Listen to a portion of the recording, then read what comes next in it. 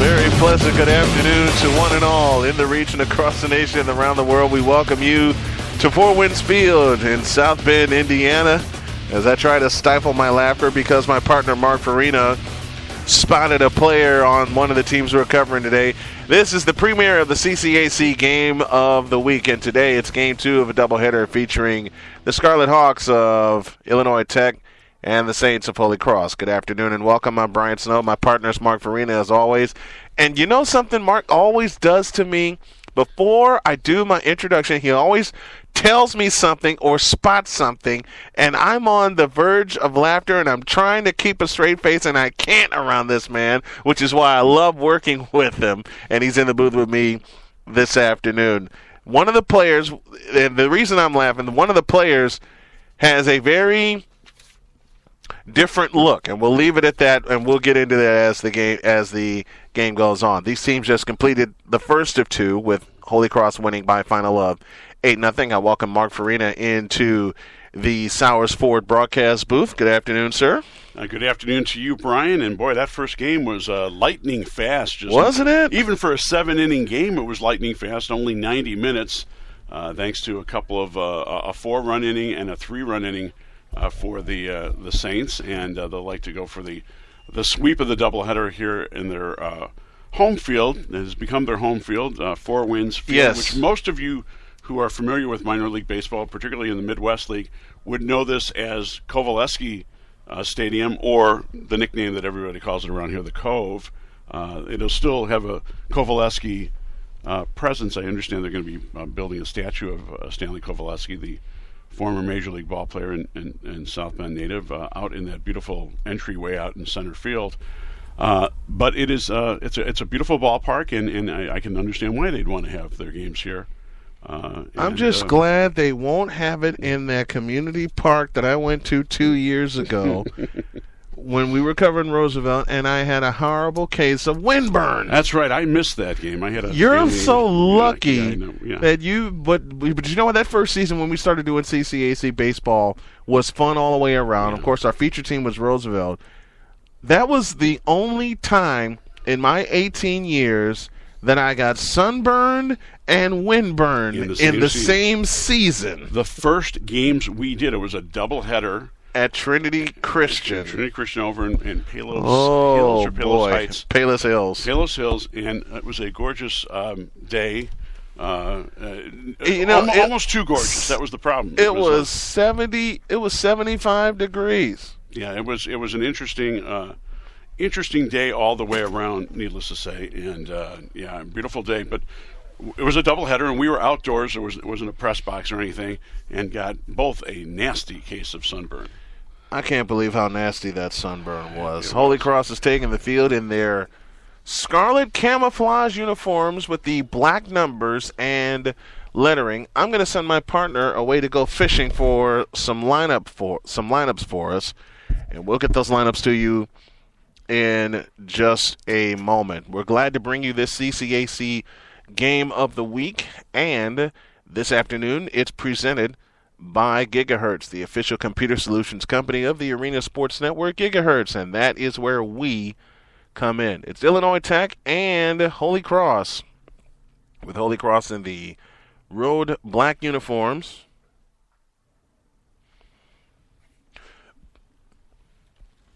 Road black uniforms with white pants, white numbers, and lettering trimmed in scarlet red. The Scarlet Hawks trying to even their record at 8-8 after dropping the first of two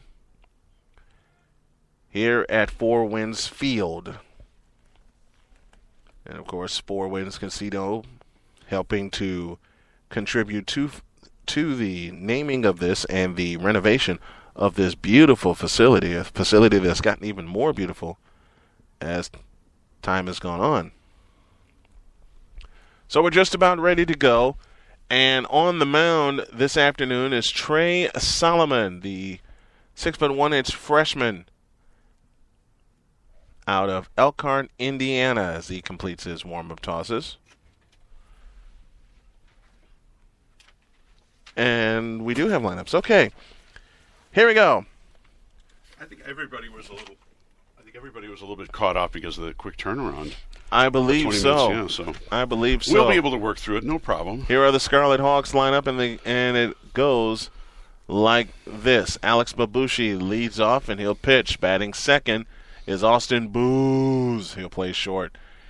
Hitting third is Michael Malfeo. He'll be at second base. In the fourth spot, Brian Colon. He'll be at first. Adam Samad bats fifth out in left field. The sixth spot belongs to Bill Cronin. He'll be in right. The seventh spot belongs to Sam Pung. He'll be at third base. The eighth spot, Darwin Argmedo. He'll catch, and batting ninth is Ryan Fitzpatrick. He's the DH. And we are set to go. From the chest time wide, the first pitch of the game is swung on and fouled on a play to the right. We're underway. First pitch time, 4:02 p.m. Eastern, 3:02 Central Time. First pitch temperature, 52 degrees. We will get you the Saints defense. We'll get it to you right now. Go ahead. Well, I just mentioned the starting pitcher for today's game is right-hander Paul Gia. He's a freshman from Fort Wayne, Indiana. Bishop Dwenger Catholic High School, and coming into the... I just love that name, Dwenger. Bishop Dwenger High School. Paul Gia. He's got a 9.53 earned run average. This will be his third start of the season. He is making his ninth appearance with a record of 1-1, 11 1/3 innings pitched. He's given up 16 hits, 14 runs, 12 earned, 10 walks, 7 strikeouts, and teams are hitting .356 so far in this season against him, mostly in relief. 3-2 the count now on Babushi, leading off. The payoff. Called strike three, one down in the first. It is a comfortable day, a little on the cool side and a little bit overcast, but the rain has stayed away, so we're happy to see that. Wind, not much of a factor, kind of blowing in from the northeast, but I would say at a clip of maybe 5 miles an hour or so. Austin Booz, the shortstop, now stands in, and the pitch. Swing and a miss on a fastball down and in, and the count is 0-1. Austin Booz, the leading hitter for Illinois Tech, Illinois Institute of Technology, batting a robust .417 on the season. Next one's a ball, and the count's even. 1 ball and 1 strike. 20 hits, 3 doubles, 2 triples, 7 RBIs. Kind of bunched together with a couple of other players for second and third. Here's the 1-1, a swing and a line drive into right field. Right fielder coming, and he dives, and he got it! And that's the man we were talking about. Hang a star on that one. Chris Woodruff, the right fielder who's a junior out of Mishawaka, Indiana, John Adams High School. We're going to be doing one of their games in the Railcat Challenge. And he's the guy, he's got a unique look. Long blonde hair and an equally long blonde goatee beard. But he is a fine ball player and is lightning fast. And the speed helped him out there. Oh, sure did. Malfeo takes the first pitch for a strike, and let's get you the Holy Cros defense quickly, Mark. Taking a look at their defense, Chris Woodruff is in right field. The center fielder is Stephen Clancy, and over in left is Blake Correll. Next one's outside. That'll even the count 1 ball, 1 strike. Infield third to first is Tom Goodall. At third, the shortstop is Paul Kappas, and over at second base today is Jackson Hallahan. Next one, high, 2-1. And your first baseman for the Saints today is Brian Reed, and your battery, as we talked about it, Paul Jiha, and the catcher today is Mike Rosteen. Next one, line drive toward right. Woodruff giving chase, won't get there. He'll play it on a hop. First hit of the game belongs to Illinois Tech, and that's Mike Malfeo on it first.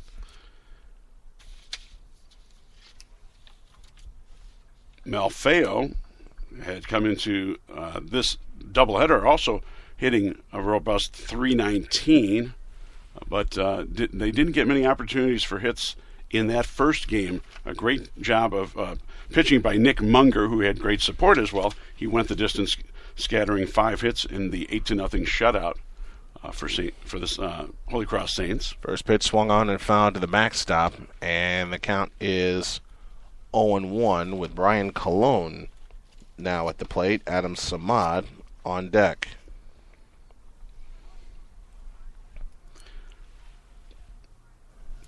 Cologne was the starting pitcher in Game 1, suffered the loss, giving up all 8 runs. Jiha from the stretch, the kick and the pitch. Swinging a line drive, foul to the right.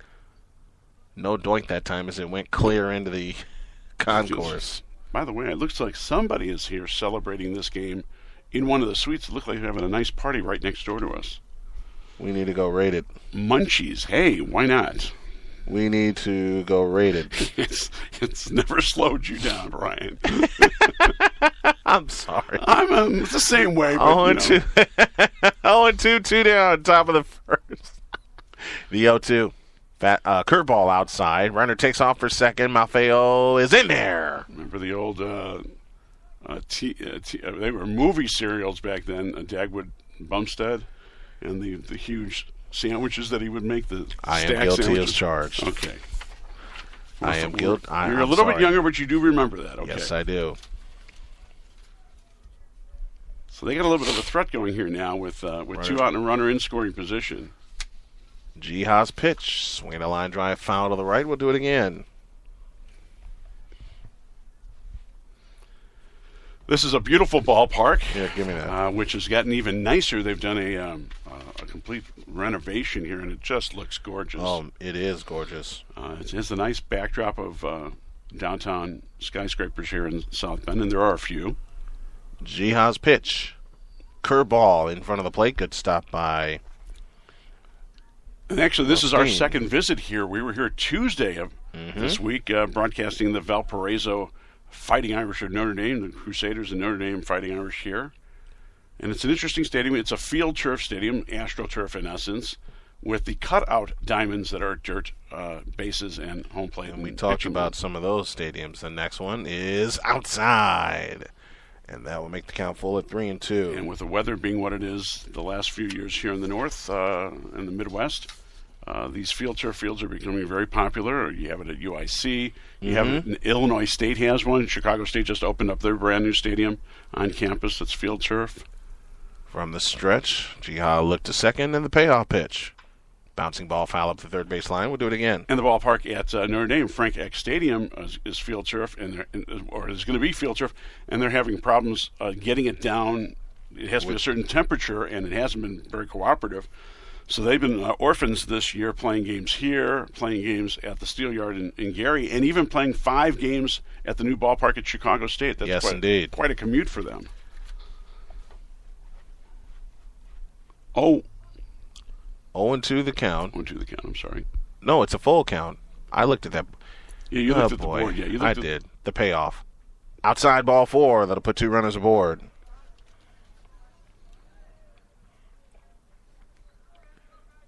So 2 on, 2 out. And here comes Adam Samad, a very, very good hitter.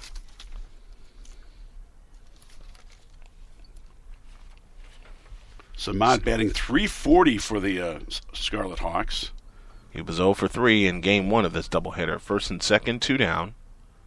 Here in the top of the first. He has 7 RBIs on the season. And the pitch to Samad outside, gets away, and it gets away from the catcher, and the runners will move up. That is a passed ball.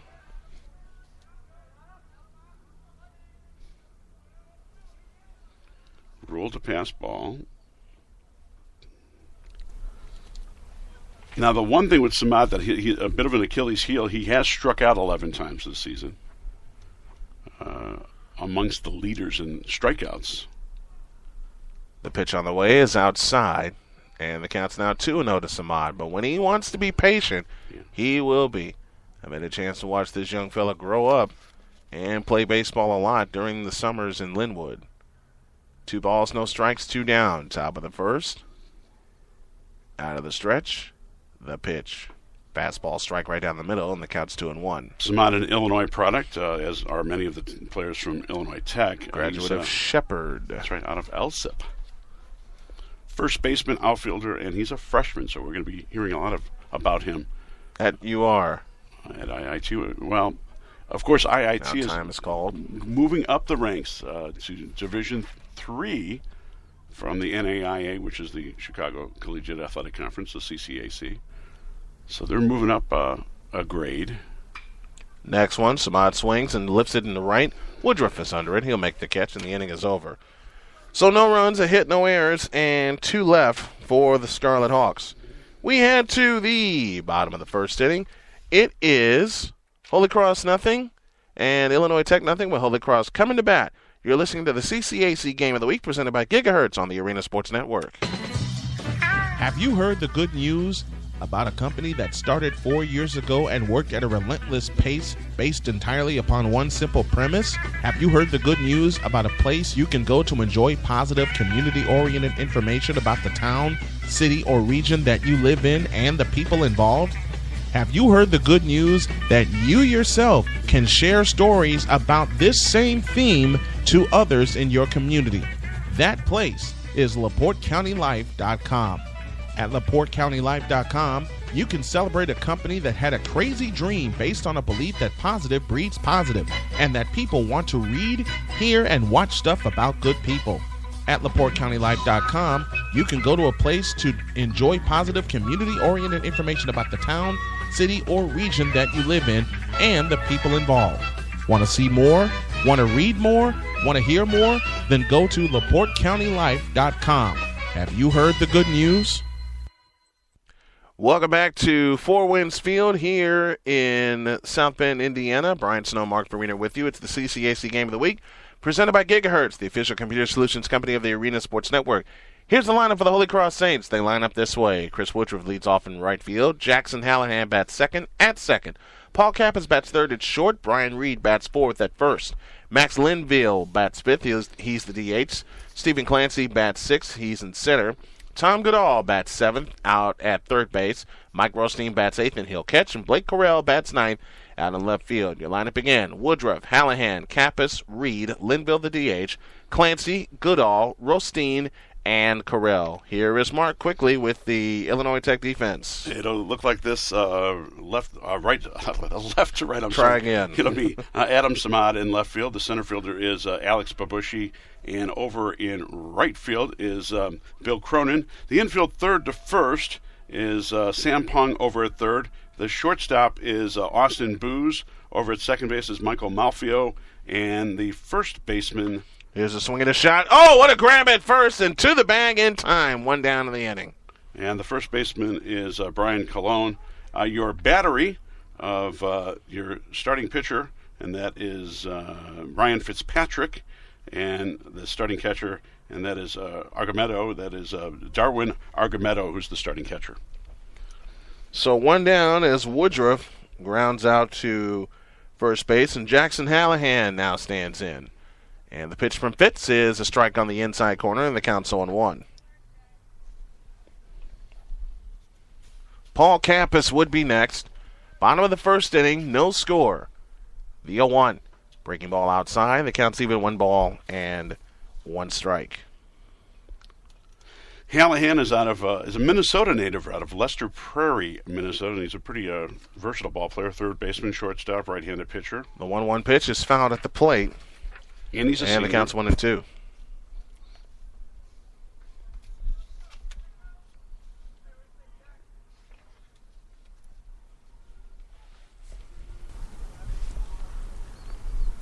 Next one. Outside.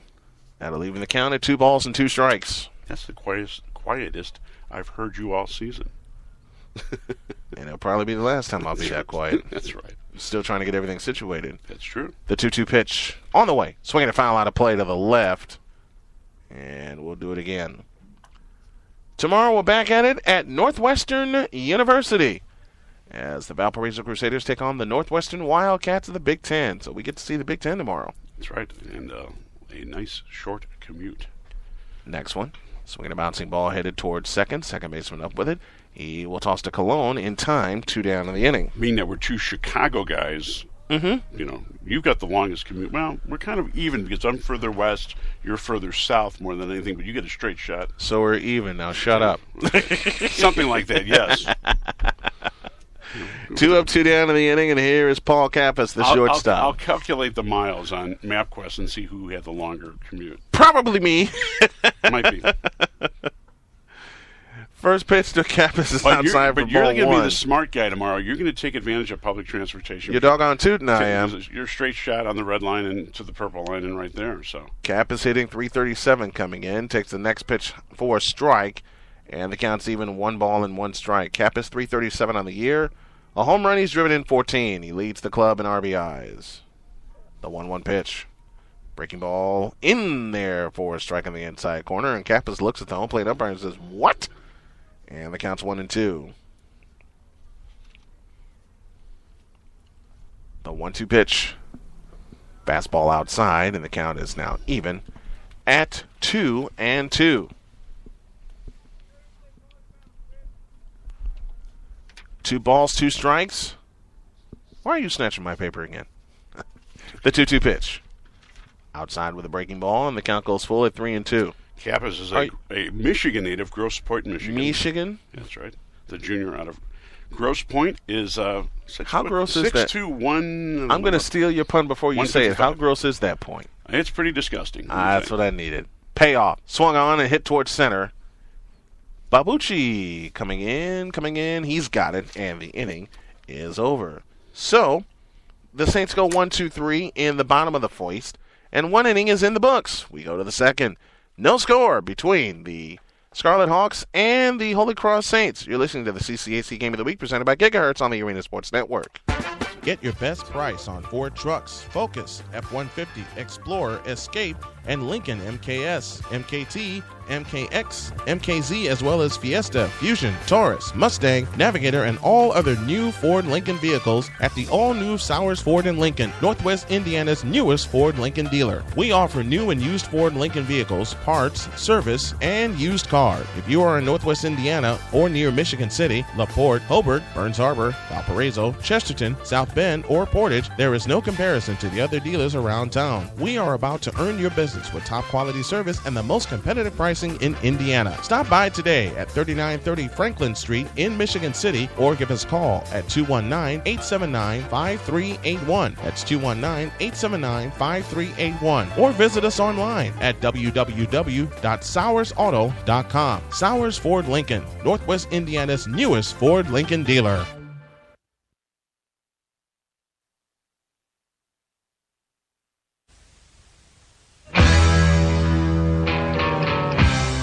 We end to the top of the second, along with Mark Farina. Brian Snow here with you from Four Winds Field in South Bend, Indiana. Formerly Kovaleski Stadium, or the Cove, which I think We'll they'll still always call call it- it the Cove, yeah. I will still call it the Cove. Unless they call it the Winds or something like that. Don't do that. Bill Cronin will lead things off in the second. No score between the Holy Cros Saints and the IIT Scarlet Hawks. There's a fastball inside. Cronin showed bunt, pulled it back, took it for a ball, and it's 1-0. Saints going for the doubleheader sweep. They had a efficient 8-0 shutout in the first game over the Scarlet. Next one Hawks. is outside, and it counts 2-0 as Cronin showed bunt twice.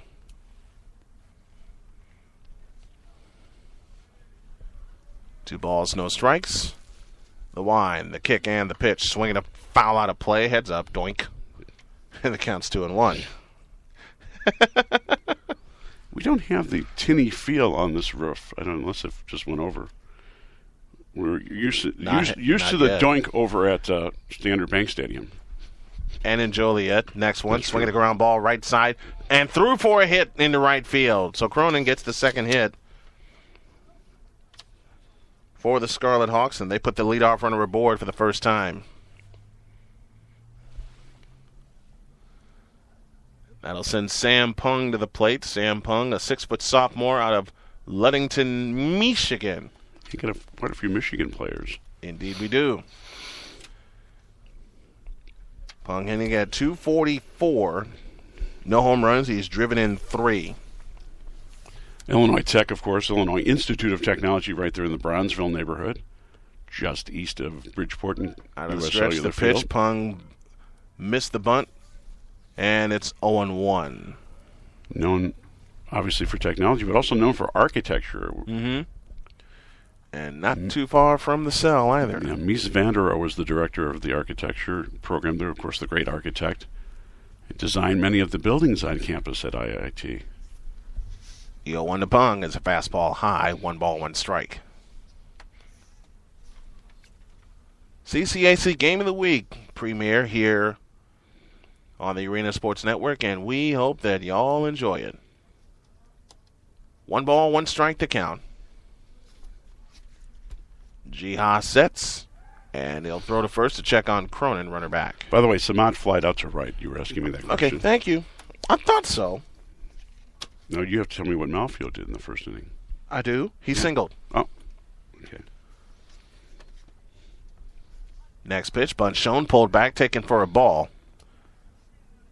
And the count's now 2-1.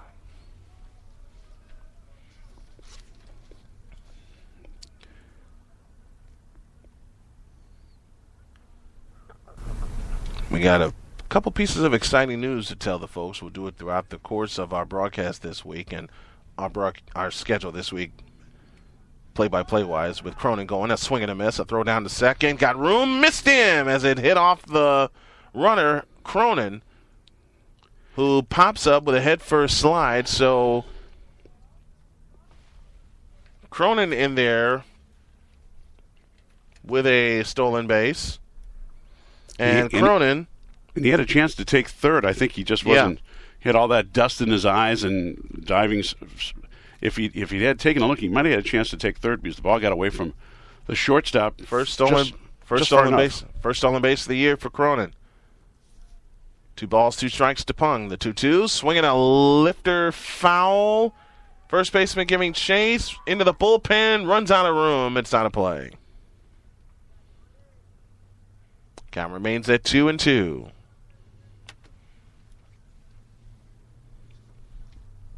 Two balls, 2 strikes the count. Nobody out. Cronin at second base.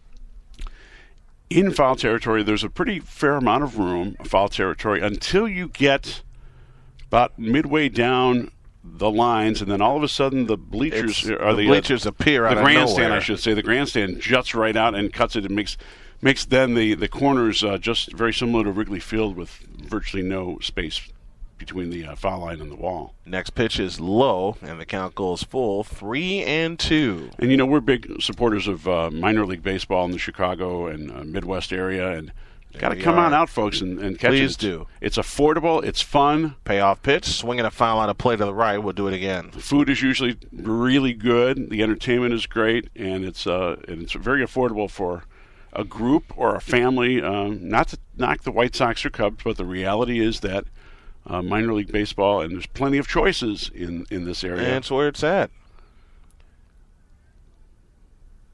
Once again, with a look to second, the payoff. Fastball high, ball 4. Pung walks. So, second walk issued by Jiha.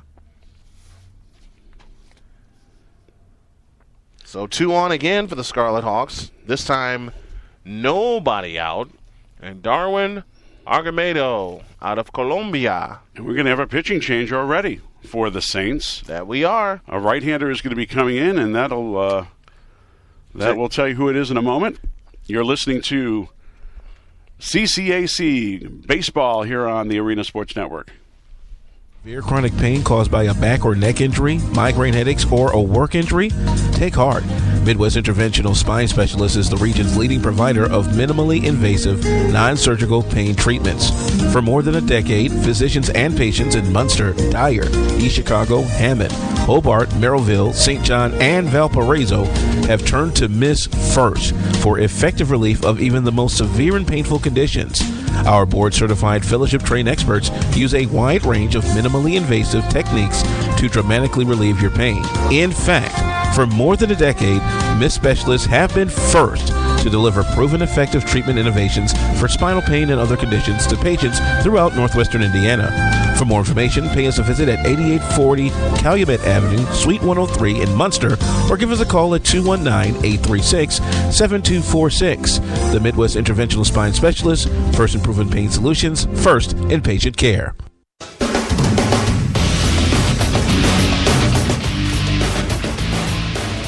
Sprint call to the pen brings us who?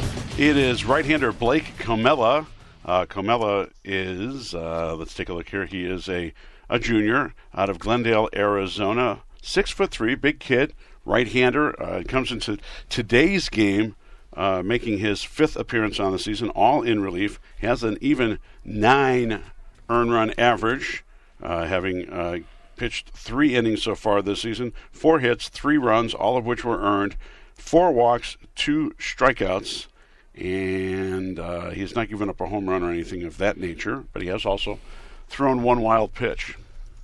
So Jihad goes an inning, faces 2 batters in the second before he is pulled. No hesitancy, none at all, by head coach Brian Blondell as he wants to win this doubleheader. And he obviously sees his starting pitcher struggling, and the smart thing there is not only did he see him struggling, but he had somebody warming up in the bullpen quickly. Wasn't going to concede any runs this early, and they're... Argamedo puts a bunt out in front of the plate, and it's a beauty. First baseman scoops it up, but he'll have to go over to first base with the second baseman covering. That's a 3-4 sacrifice. And now it moves runners to second and third. And once again, 2 innings in a row, Illinois Tech has had runners in scoring position with 1 or 2 outs. Here's Ryan Fitzpatrick, the junior from Chicago, attended Mount Carmel. Into the left-handed batter's box, infield all the way up, outfield comes up as well. And they play Fitzpatrick to pull as they guard right center field and give him left center field to operate with. And the infield is pulled in. The pitch, and it gets away. And it won't matter. No, it looks like he might got a piece of the ball. It hit Fitzpatrick. It hit Fitzpatrick. Okay, there we go. So that'll load the bases. In a way, that was a break. It was. Because even though he's on base, you got a force now at any position. And it saves at least a run. Yeah, because I thought that was a wild pitch, but obviously got a piece of him. It saves at least 1 run.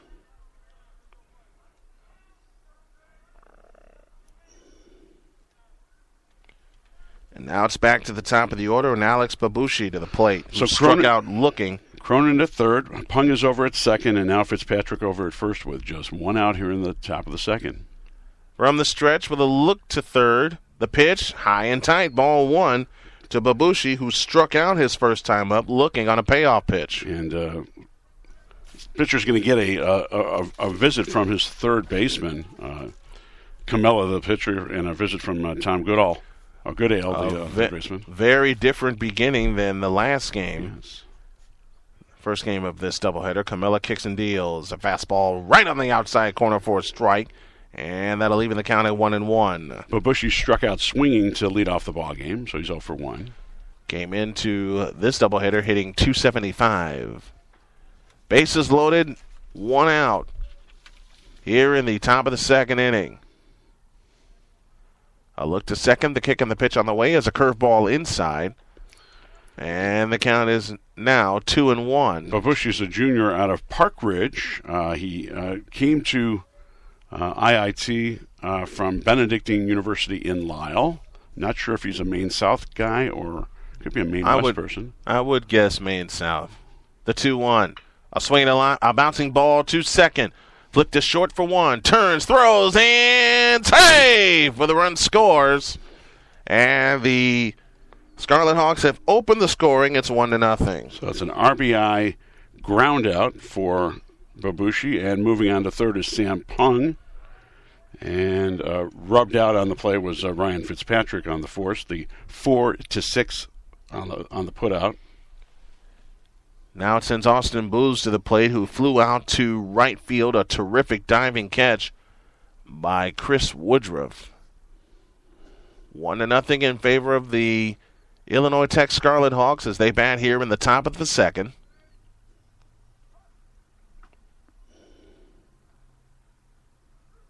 Comella comes to the set position at the belt. The kick and the pitch. Breaking ball swung on and hit towards second. Second baseman Hallahan tosses to first in time. Inning over. But they do get a run plus a hit and leave a pair. We go to the bottom of the second. Illinois Tech 1 and Holy Cros 0. You're listening to the CCAC Game of the Week, presented by Gigahertz, and you're hearing it live on the Arena Sports Network. Looking for a reason to visit U.S. Tire and Auto in Gary, Indiana? Our customers gave us 5 of them. The high standards of quality service and parts, lifetime warranties, a strong business built on honesty and integrity. They've been servicing the Gary community since 1991 and the largest auto and light truck tire dealer in the city of Gary, Indiana. We have a variety of products and services that are instrumental to the health of your car, including our tire fitment guide to help you find the correct size tires for your automobile. Our friendly service staff will quickly outfit your vehicle with a high-quality tire that is right for you. Check out our tire and wheel catalog to give your vehicle the perfect fit. For more information or to schedule an appointment, call 219-884-4600 or visit us online at www.ustire-auto.com.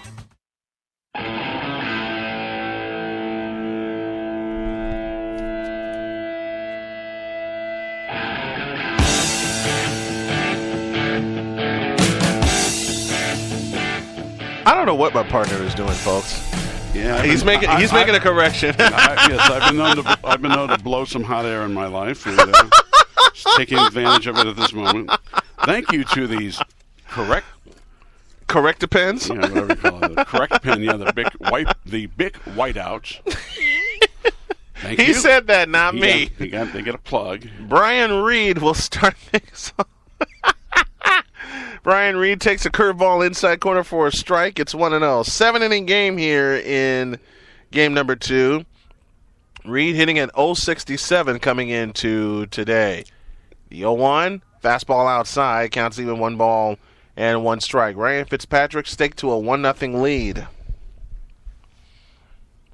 Four Winds Field here in South Bend, Indiana. Beautiful ballpark. It's a cloudy day, but we're playing ball. Swing and a miss on a breaking ball at 63 miles an hour. Boy, this weather is downright balmy compared to the garbage compared to what we had March.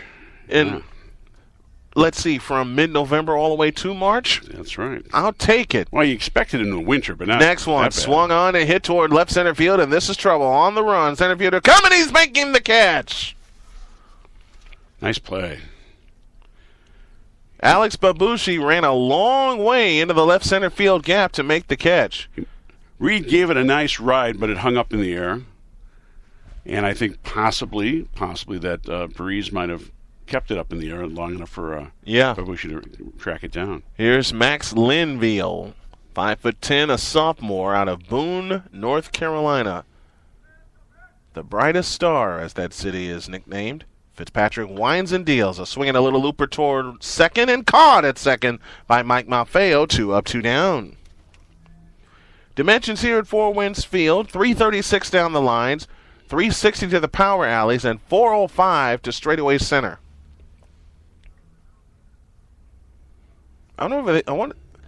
This is nothing against Wrigley Field, but I wonder if they could put a scoreboard in center field. Here's the pitch. Bunt shown, taken back, called a strike to Clancy. They get a nice one here. Oh, they have a beautiful board here. Yeah. What you're trying to say is come up with something more creative for a backdrop in center field. And we've seen a lot of that. Next one, fastball strike on the corner, and the count's now 0-2. This is one of those ballparks where most of the people come in from the center field. There's a kind of a concourse area, park-like area out in center field that they enter the ballpark from.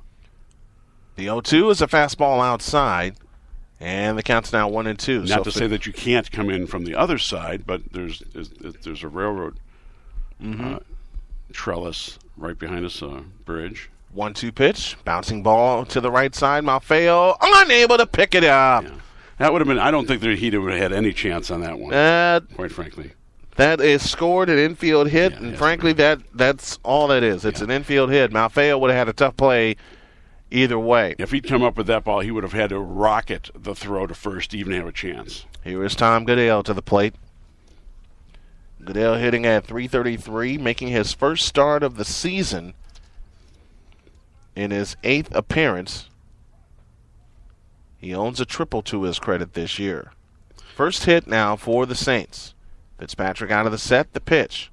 Swinging a bouncing ball in front of the plate. Fitzpatrick will take it. He'll give the underhand toss to first, and the inning is over. Well, Holy Cros gets their first hit, but unable to do anything with it. 2 in the books. Your score It is 1-0 in favor of the Scarlet Hawks, and Mark Farina will take the hot seat for the middle innings. You're listening to the CCAC Game of the Week, driven by U.S. Tire and Auto of Gary, Indiana. We're back with more on the Arena Sports Network. Man.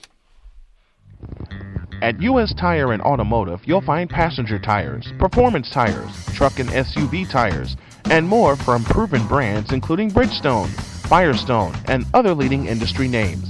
Conveniently located in Gary, Indiana, and providing great service to customers in Gary, Griffith, Hammond, Munster, and Highland, Indiana, U.S. Tire and Automotive offers brake service, alignments, oil changes, shocks and struts, tune-ups, and other valuable services to get your car, truck, minivan, or SUV back on the road. Give us a call at 219-884-4600 or drop us an email at info@ustire-auto.com. Mention this ad and receive a 10% discount on auto work or ask about our tire specials. U.S. Tire and Auto, servicing Gary, Indiana and Northwest Indiana since 1991.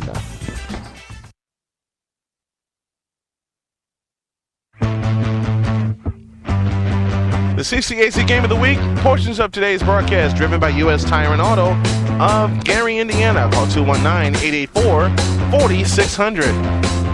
And now, folks, as I always often do to pick on my partner, hi, the women and children, Mark Farina takes the middle innings. Here's Mark. We go to the top of the third inning here at Four Winds Field in South Bend, Indiana, home of the South Bend Silverhawks of the Midwest League and also the home of the Holy Cros College Saints. And leading it off will be the number 3 hitter in the Illinois Tech lineup, Michael Malfio, the second baseman. He's 1 for 1 in the ballgame. He had a single to right field in the first inning, stole second but was left stranded there. And the first pitch, did you fix a your little book? Bit high for ball one. Yes, I got it straight. I can read it now properly. Speak from don't do it. Preparation. Yes, well, we were handed the lineups a little bit late because it was such a quick turnaround from the first game. I think caught everybody off guard. Yeah, but it did. But we persevered. Yes. As we always do. 2 balls, no strikes to Malfio. The right-handed hitter hits it up in the air, hits it medium deep to left field. The left fielder backs up and makes the catch. The catch made by Blake Corral, the left fielder, and there's 1 up and 1 down here in the third.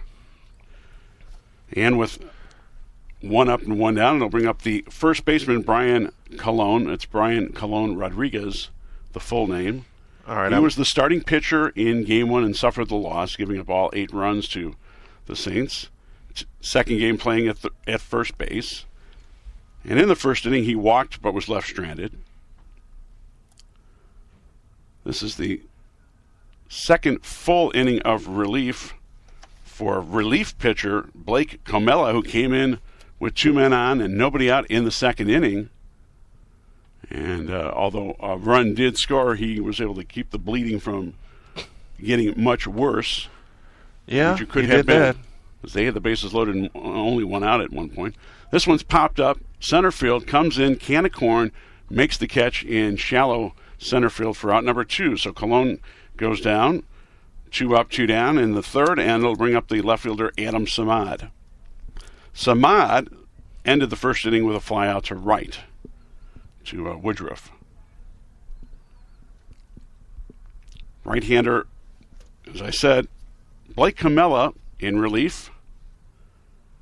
His first pitch is a little bit, he called it a strike. I thought it was outside, but he caught the corner for strike 1. Don't assume. Wait for the signal, Mark. That's why I waited. 1 strike count to Samad. And that's a called strike on the outside corner for strike 2, so he's got him in the hole, 0-2. Bill Cronin, the right fielder, would be up next. No balls, 2 strikes the count. Comella works from a stretch position all the time. Pitch is swung on, foul down the right field side into the berm area there, where it juts out. Yeah, and from the up. grandstand. Yes. Does it look like a staircase? Yes, it does look like a staircase berm. I think all the parks we've been to have berms in it, in one in way one or form or another. another. Yeah, that's one of the beauties of minor league baseball. 0-2 delivery comes. Take makes a call. Third strike, a breaking pitch to end the inning. 3 up and 3 down for the Illinois Tech Scarlet Hawks. We go to the bottom of the third inning here at Four Winds Field with the score. The Illinois Tech Scarlet Hawks 1, the Holy Cros Saints 0. You're listening to the CCAC Game of the Week here on the Arena Sports.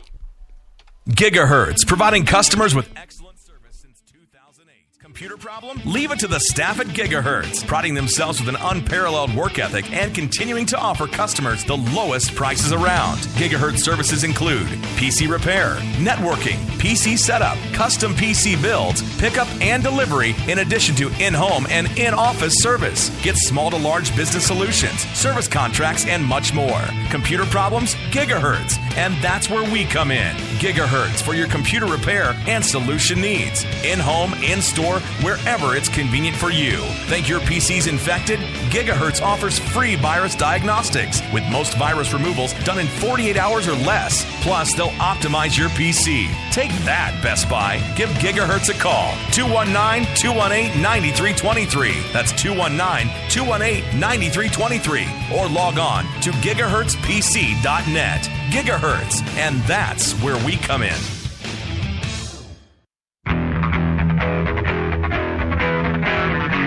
1-0 the lead for the Illinois Tech Scarlet Hawks as we go to the bottom of the third here in South Bend. It'll be Rosteen, Correll, and Blake Camilla at the bottom of the order for the Holy Cros Saints. And the first pitch is a called strike for strike one. Good thing it's not the St. Francis Fighting Saints, whom we'll see next weekend. Michael Rosteen, the catcher. That's a ball for ball one. Evens the count at 1 ball, 1 strike. Rosteen batting a hefty .368 on the season with 7 hits in 20 at-bats. And 19. Well, that was, and he gets hit. He takes it in tight, and he gets it hit in the numbers, but I don't think he is going to be hurting all that much. More of a graze. Yeah, but it's going to sting. That's the second. You remember some of the games we did last year when it was brutally cold? That's true. That's the second hit batter in the ballgame. Each team's had a batter hit. And the leadoff hit batter puts the runner at first with nobody out, and the left fielder, Blake Correll. Who is now pitching. Is it Correll who's pitching? Or is it Camella's pitching? Oh, Camella. It's Camella's pitching. I messed up again. That's okay. They're both Blakes, and they both have a C in the last name. Called strike for strike one to the right-handed hitting. And they have Correll. two L's in their last name also. That's right. Let's really mess with you. No balls, 1 strike. The pitch also from the stretch, and it's fouled back into the screen. Hit and run was on. Rosteen, I think, had that base stolen too. If he did. If he didn't make contact. He did. Correll coming into the doubleheader was batting .211 with 8 hits. And they put on a pretty good show in that game with in the middle innings. A 3-run third inning, a 4-run fourth inning. This pitch is swung on. It's going to be a gapper. Let's see if it gets by the right center fielder. It drops in front of the center fielder. On the play, Rosteen is hustling. We'll make it to third. That's a double. As Correll goes sliding into second with a double. That is a double. Correll never stopped. And Rosteen also with good speed makes it to third. So the first really good threat of the ball game for Holy Cros comes with runners at second and third and nobody out. And coming up will be top of the order. This is going to be there's our good friend Chris Woodruff. That's right. You know it's him when you see the beard walking up to the plate. That's right, the beard.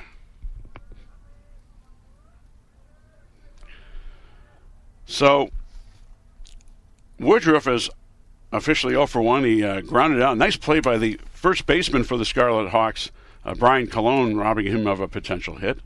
His first pitch is outside for ball 1. Folks, we got a lot of baseball up until the end of June, as we will cover not 1 but 2 states championships. More details as we go along. Left-handed hitting Woodruff takes it up high for ball 2.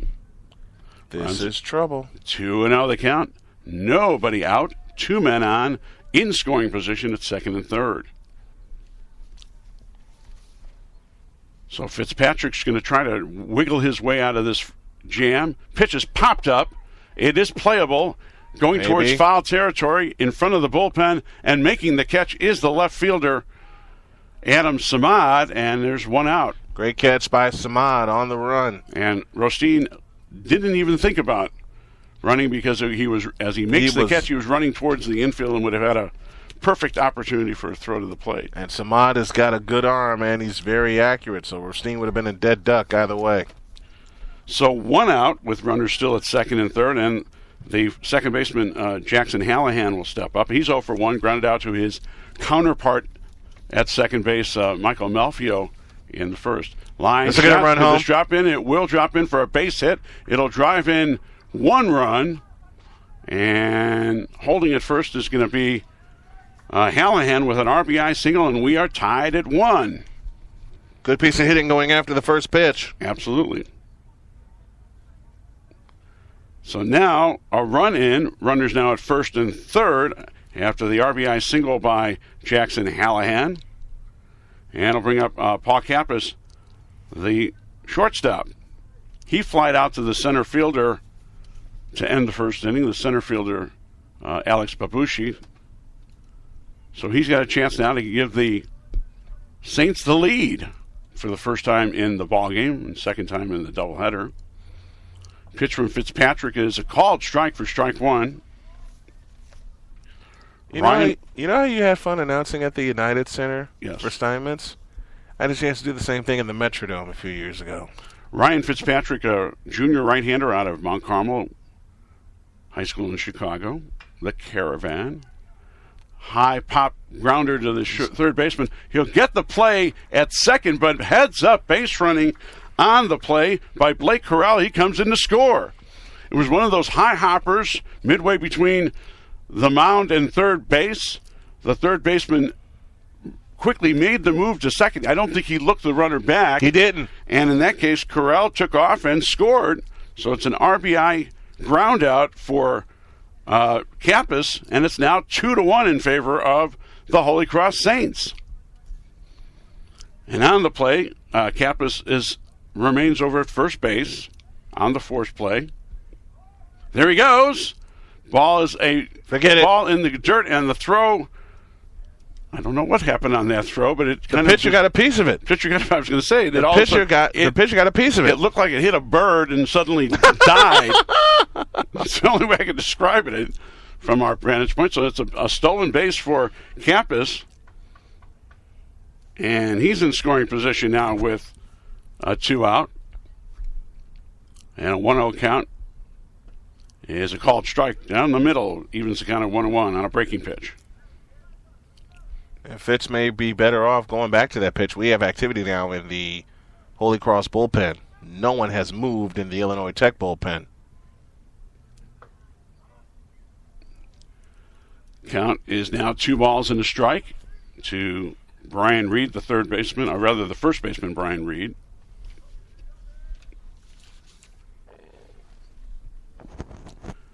One ball, 1 strike. Fitzpatrick from the stretch. Pitch is fouled back to the screen. Just able to get a piece of that one. Brian Reed, a freshman out of Charlotte, Michigan. Also a pitcher along with first baseman.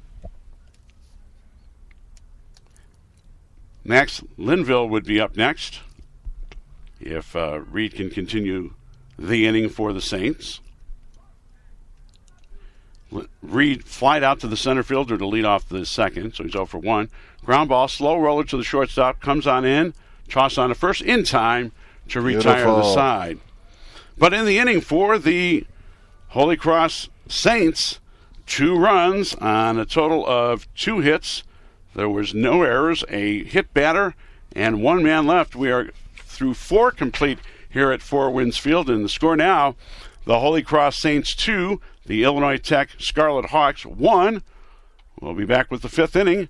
After this, you're listening to CCAC College Baseball here on the Arena Sports Network.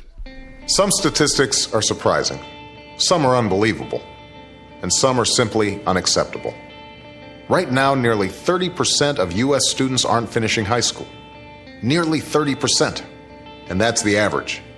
In many places, it's even higher than that. And fixing it is a responsibility that we all share.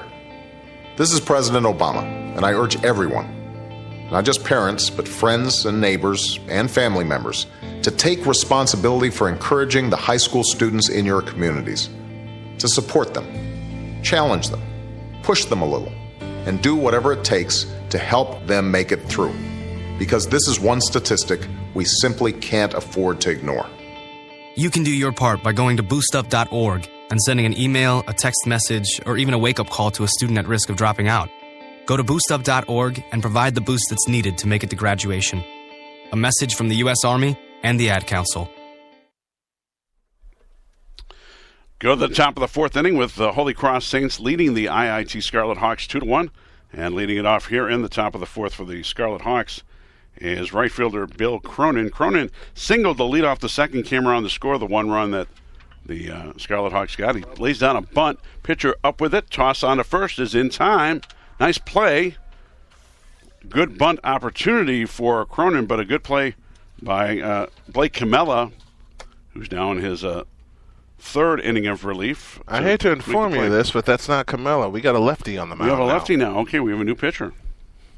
Find out who it is. You've got better vision than I do. And I want to say that's Jordan Garr that's throwing. Pitches a called strike on the inside corner for strike one.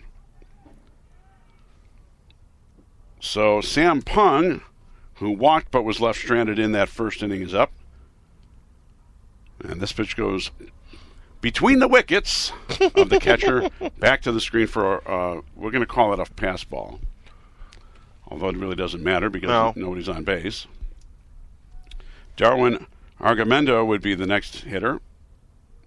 This pitch is a little bit high and runs the count to 2 balls and a strike. Pung, the third baseman, takes a called strike right down the middle, evens it up at 1-1, a fastball. Pung, you could say, got punked on that play, on that high hopper. This pitch is inside, runs the count full now, 3 balls, 2 strikes. Full count, 3 balls, 2 strikes. 1 out, nobody on here in the top of the fourth.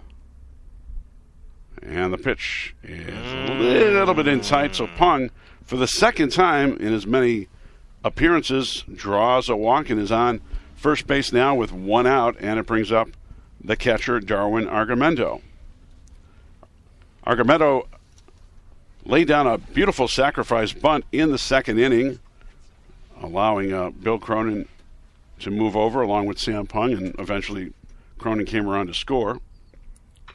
Line shot, it is foul. Oh, wow. The other side of the foul line down the left field line. He got it all, but he was ahead of the swing.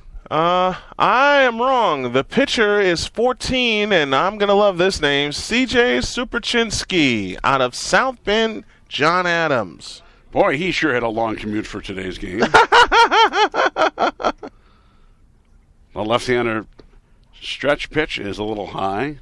Evens the count at 1-1. Somebody got something cooking. Has kind of a herky-jerky lefty motion. Yeah. Let's think of who that looks like that we've seen. This pitch is outside for ball 2. 2 balls, 1 strike. Somebody's peeking in here. Well, they got that nice big private suite next to the guy bringing in all the Silverhawks. I got a question for him, and I'll ask him after this pitch. Pitch is swung on, fouled off the plate. I want to know on a play. Who's cooking something. That's right. We smell it. We are. It's Southern Barbecue. For the what? For the suite next door. Okay. Okay, we're going to come, when we get done, we're going to come rate that joint. That's right. Because we're a couple of hungry bros. If there's anything left, we're going to go for it. If you could bring us some, we appreciate it. Well, I'll see what I can do. Appreciate that. He's doing begging already. There's a called strike for out number 2. So okay, and I don't take care of you when we're on the road? No, you do, absolutely. So Corral takes a called third strike, and there's 2 out now with a runner at first, and it'll bring up the number 9 hitter and pitcher, Ryan Fitzpatrick. Left-handed batting Fitzpatrick. He's a right-handed hurler, and he takes a called strike from his counterpart. Superchinsky. That's a great name. It is. That'll be on our all-name team I'm at the end of the assuming season. yes, a fine Polish name. Swung on and missed on a breaking ball. Nice pitch by Superchinsky. And he's now got his counterpart, Fitzpatrick, in the hole, 0-2 with 2 out and a runner at first. 2-1, Holy Cros leading IIT. We're in the top of the 4th. And the pitch swung on and missed. He struck him out. Filthy! A filthy breaking ball on the outside corner. Strikes out Fitzpatrick. 2 strikeouts in the inning. There was a walk and a man left. We go to the bottom of the 4th inning. Our score remains the Holy Cros Saints 2, the Scarlet Knights of Illinois Tech, nothing. You're listening to CCAC College Baseball here on the Arena Sports Network. Can I ask you a couple questions? Okay. So, what do you do on Sundays? I usually try to make it to the gym and play video games. Go to the zoo, and then you have lunch and nap, and there's some diapers. Between ballet classes and... I can totally imagine you doing ballet. Yeah, well, not me, but taking my 2 girls to ballet. Did you know TCF Bank is open Sundays? How would that make life easier? That would mean a lot. I do like to have the bank open on Sunday, and that's one of the reasons I use TCF. I completely agree. It's a bummer when you realize at the end of the week that you have something to take care of and the bank's not open. But TCF Bank is open on Sundays. I can't believe it. It's amazing. That is amazing. It's amazing. It's amazing. So you might go and talk to a person on Sunday? Yeah, I like talking to persons. You know what? I can tell that about you. TCF Bank is open 7 days, including Sundays. Surprised? Come into the home of free checking and open an account today. For locations and more information, call 1-855-OPEN-TCF or go to tcfbank.com. TCF Bank. Surprisingly convenient. Member FDIC.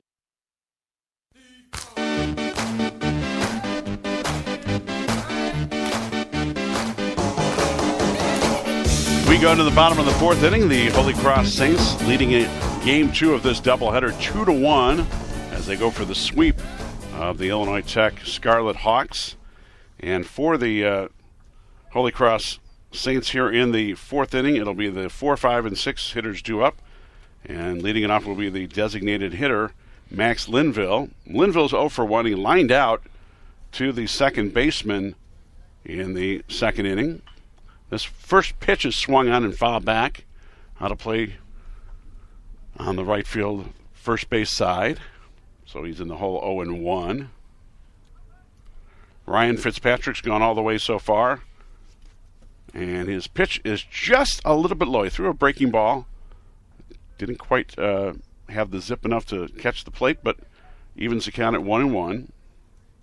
Linville, Clancy, and Goodale will be due up. That pitch is a ball. And it runs the count to 2-1. Another breaking pitch. 2 balls, 1 strike. Fitzpatrick from the stretch windup, if you will, half windup. And that pitch is upstairs for ball 3. No, it was a called strike. It was? He called it a strike. No, he didn't.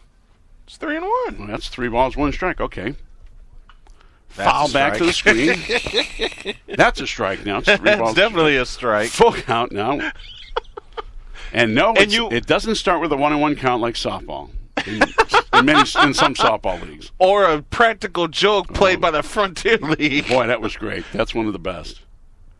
Full count pitch is just outside for ball 4, so Max Linville with a leadoff walk here in the bottom of the 4th inning for the Saints. Man. And that'll bring up the center fielder, Stephen Clancy. Clancy has one of the 3 hits in the ballgame. He had an infield single. Ball that was headed for center field and knocked down by the second baseman. He in the second, but he was left stranded, so he's 1 for 1. Shows bunt, takes a called strike on the outside corner for strike 1. Good breaking ball. Fitzpatrick is, for the most part, leaning on that breaking ball and changeup so far in this ball game. And if the Saints can kind of time him, they could start doing some damage. Again, this is a changeup. In the box. In the box. Foul ball. It hit the batter in the batter's box for a foul ball and evens the count at 1-1.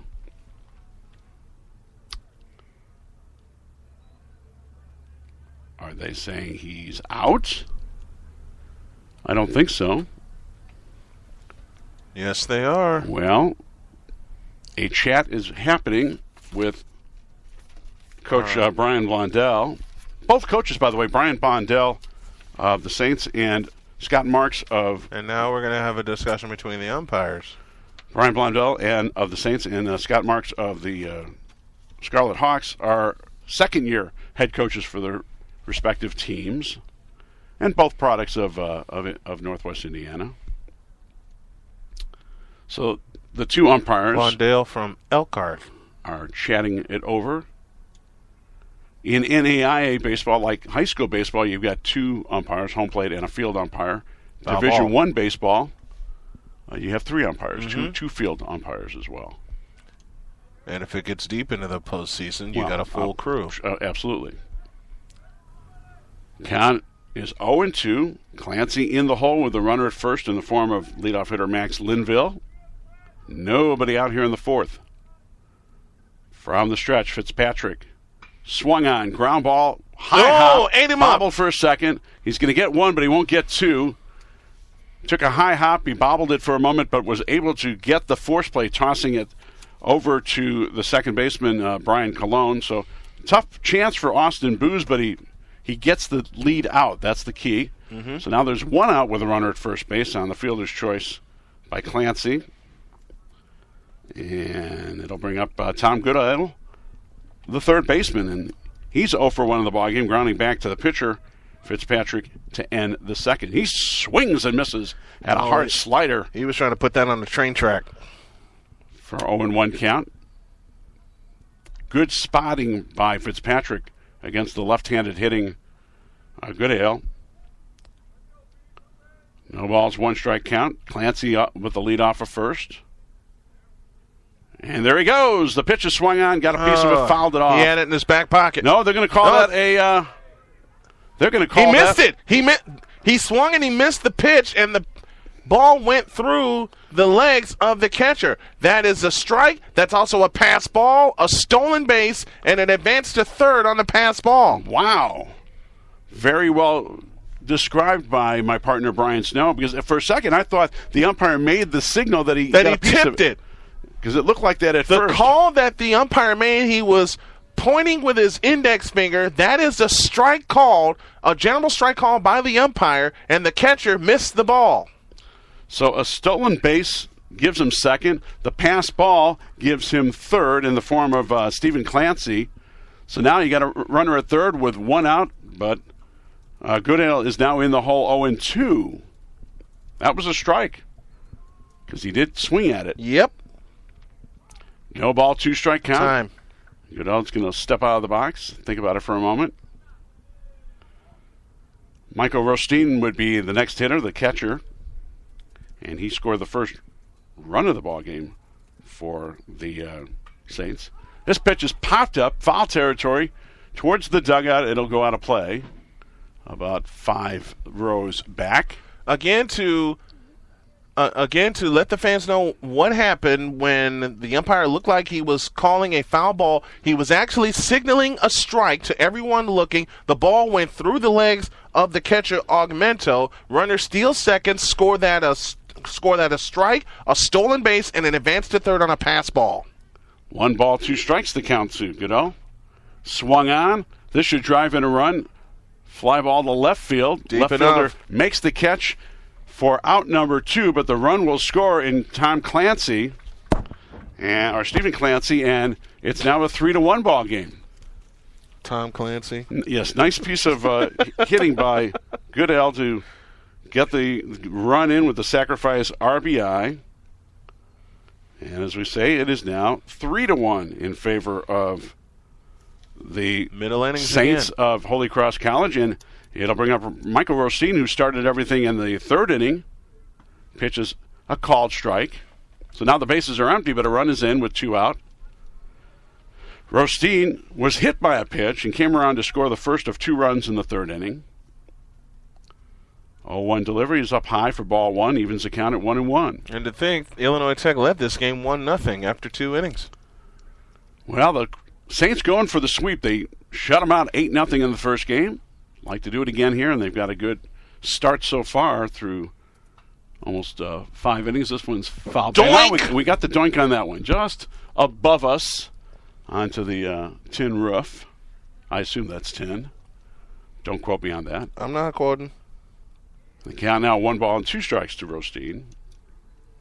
We're at Four Winds Field in South Bend. Ground ball in the hole. That's Tough chance deep for the shortstop. Long throw on a bounce.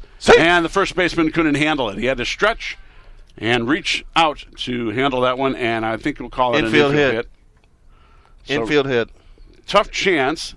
The shortstop did the smart thing. He used the bounce of the field turf to try to get the ball over to first base, but the bounce was out of the reach of the first baseman just enough to allow Rothstein to get safe at first, arrive safely at first. Yes.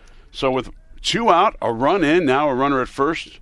It'll bring up the number 9 hitter, left fielder Blake Corral, and Corral doubled in the 3rd inning for the first run of doubled in the 1st inning and came around to score the 2nd run of the inning.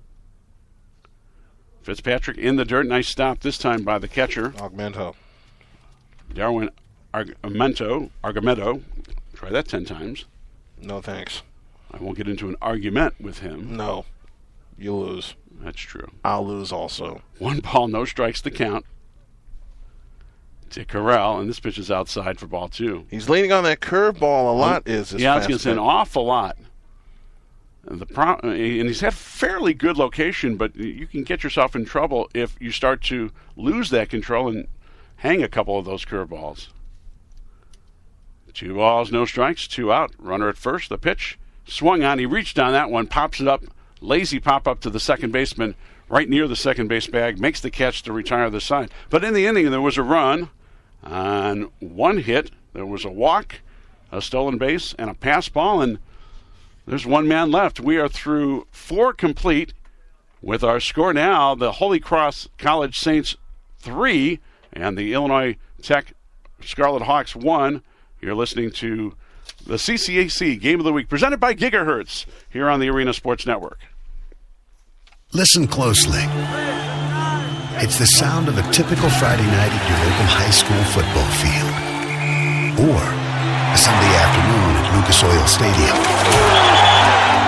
It's the sound of teenagers stretching, growing, developing the skills they need to get the most from life. Or of the Indianapolis Colts chasing another Super Bowl title. Either way, it's the sound of people rallying around the home team and feeling good about themselves and their community. It's more than a typical Friday night at your local high school football field or a Sunday afternoon at Lucas Oil Stadium. It's communities all across Indiana coming together and reaping the benefits of sport.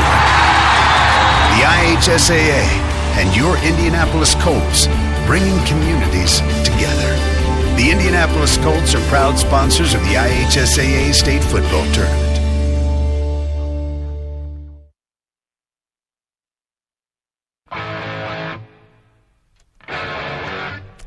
It's trivia time. Let's see what kernel of knowledge Brian Snow has dug up. And who is our? Do we have a sponsor for our? Actually, we do. It's TCF Bank today. It's our official. It's the official bank of the Arena Sports Network. And the trivia question goes like this: speaking of last outs, who was the last out when Mark Burley threw his perfect game? We did the one about the no-hitter. Yes. That was Gerald Laird in 2007. That's a good question. We know the great catch that Dwayne Wise made before that. Pitch is grounded on a high hop to the third baseman, tosses in time for out number 1 as the leadoff hitter Alex Babushi goes down for the 3rd time in the ballgame. Although he does have the RBI that drove in a run. He's got the We're one in the top run. of the 5th, 3-1. Holy Cros College leading the IIT Tech or Illinois Tech Scarlet Hawks, whichever you prefer. And it brings up Austin Booz, the shortstop.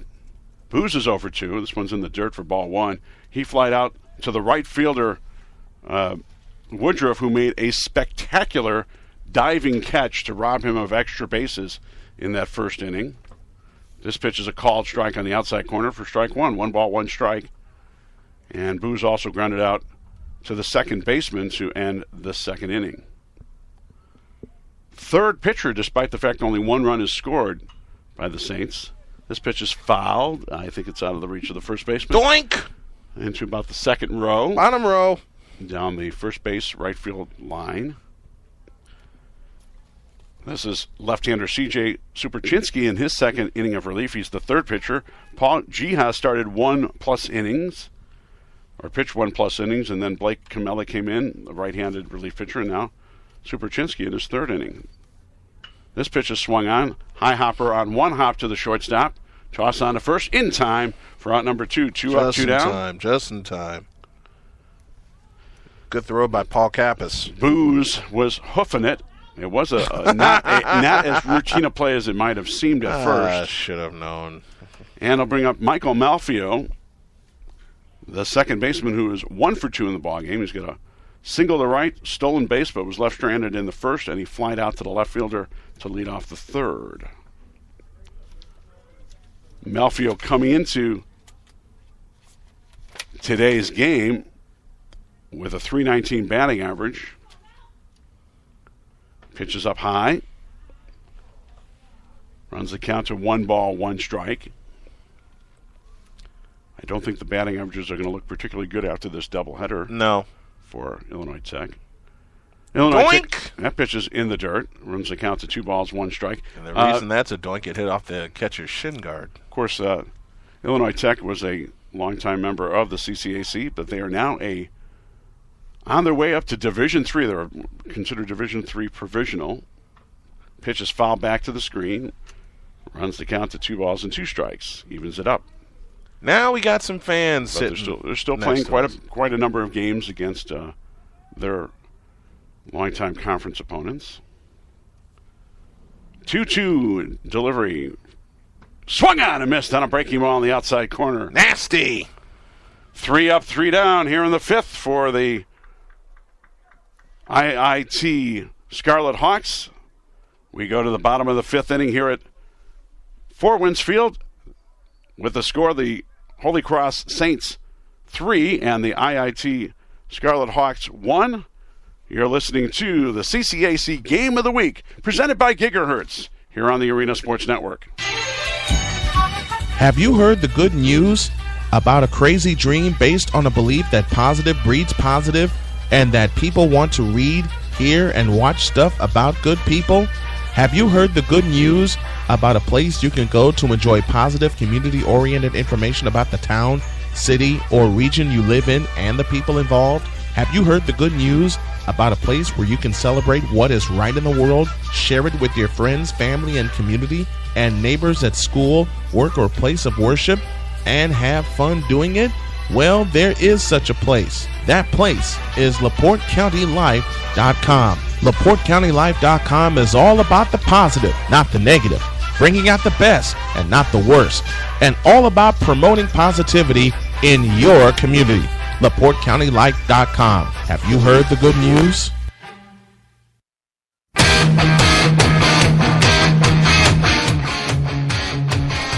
With the intro from, or the bump from Van Halen, we go to the bottom of the 5th inning. 3-1, Holy Cros leading IIT, Illinois Tech. And with the answer to our TCF Bank sports trivia question, Brian, tell us who was the last out in Mark Burley's perfect game? It was Jason Bartlett of the Tampa Bay Rays. I would never have guessed that. And a new pitcher, Corey Wienecke, the freshman out of Des Plaines. Maine West High School is the new pitcher. And Mr. Wienecke, no record, a .579 ERA, 6th appearance, all in relief. 9 1/3 innings pitched, 12 hits, 6 runs, all earned. He's walked 6, struck out 8. He's thrown a double, a triple. He hasn't thrown a home run. And opponents are hitting .324 against him. Middle of the order here in the bottom of the 5th for Holy Cros. It'll be Cologne, Samad, and Cronin. Rather, let's switch that around. Yeah, I want to try that again? It'll be the top of the order. It'll be Woodruff, Hallahan, and Kappas. You know, I don't like the books from Sports Authority as much as I do the ones from Dick's Sporting Goods, because you have to flip it over, unlike like a book that the other ones are. So I'll pull that one out. Oh, that's a nasty pitch. That was a nasty strike if you ever saw one. That was a nasty pitch. To the fleet-footed Chris Woodruff, who unfortunately has not been able to get on base. He's 0 for 2 in the ball game. Reaches out and lines on one hop to the third baseman, tossed to first in time. So Woodruff has the collar so far. Think they're excited? Yeah, we've got a few people here. Not a lot in the seats part, but in the picnic areas and in a couple of suites. There's the answer right there. And we have a big crowd right next to us. Yeah. So 1 up, 1 down here in the 5th, and it'll bring up the number 2 hitter and second baseman Jackson Hallahan. He's 1 for 2 in the ball game. Drove in a run with a single, actually on a ground out in the 3rd, and also grounded out third to second in the 3rd inning with an RBI, and then grounded out to the second baseman in the 1st inning. So he's 0 for 2, but with an RBI. Left-handed hitter as well in Jackson Hallahan. Takes it down low, evens the count at 1 ball, 1 strike. Paul Kappas would be the next hitter due up for the Saints. 1 ball, 1 strike. Offering, swung on and missed on a breaking ball, but he just got a piece of it, but into the catcher's glove. The catcher, Darwin Argamedo, who's been busy at the plate so far in this ball game. And here's the 1-2 offering. This one's outside. You want to see if he can go fishing for it, but Hallahan laid off that one, and the count evens up at 2 balls and 2 strikes. That was a 72-mile-an-hour breaking He's going to ball. throw him another one. Let's see if he throws him a fastball this time. Nope. Pitches upstairs, popped, foul, and it'll drop. Doink. In foul territory as left fielder, shortstop, and third baseman all gave chase right near the bullpen. And the count remains 2-2. This is our first of a Game of the Week series that we're doing with the CCAC this year, the Chicago Collegiate Athletic Conference. Our next CCAC game is going to be coming up this Sunday when St. Xavier of Chicago takes on the Roosevelt Lakers over at Standard Bank Stadium. That's coming up Sunday. We'll have it right here on the Arena Sports Network. And pitch is swung on, line shot, base hit up the middle. Called that one before it happened. Hallahan is on with his second hit of the ball game. And with 1 on and 1 out, it'll bring up the shortstop, Paul Kappas. Kappas is 0 for 2 in the ball game. He flied out to the center fielder to end the 1st, grounded into a force play in the 3rd.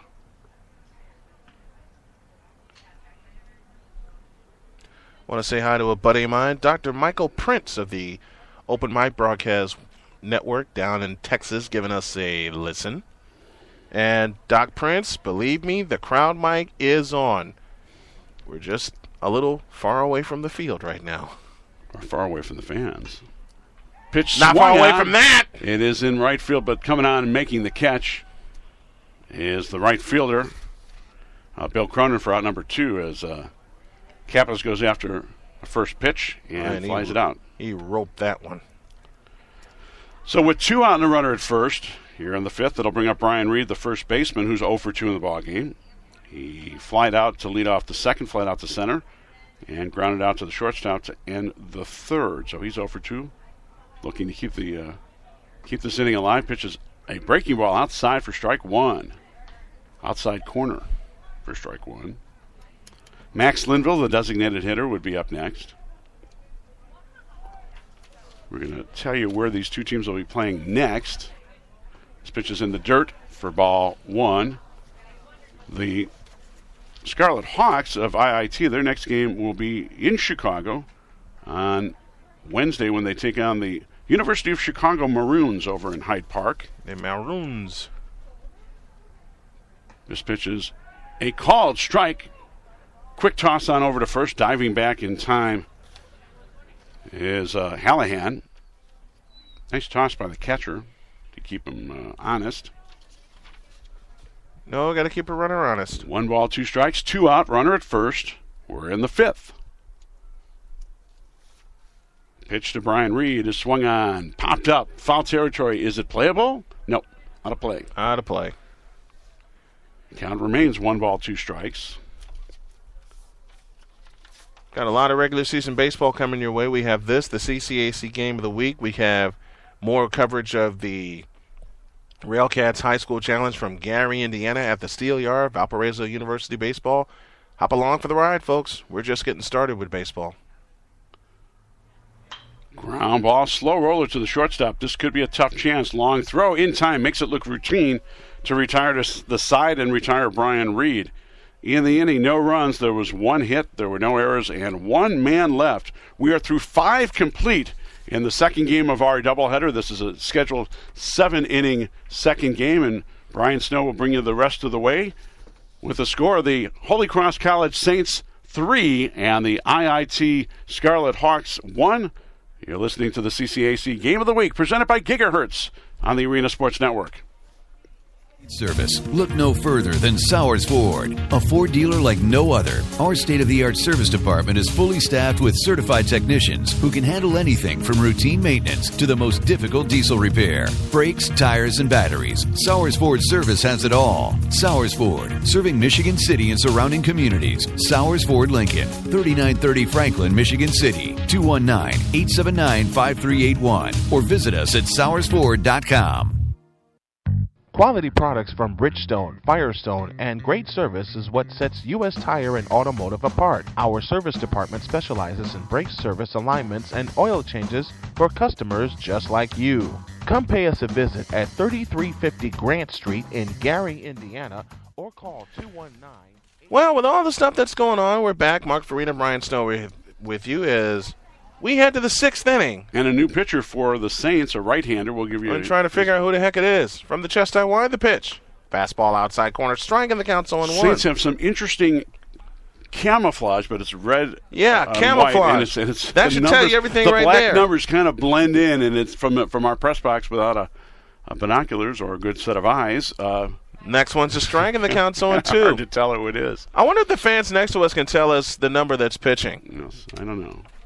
We're going to find out. We'll find out who this gentleman is in just a moment. This could be the 0-2 on the way. Sidearm fastball swung on, grounded, foul up the first base line. Let's take a good look. It is 29.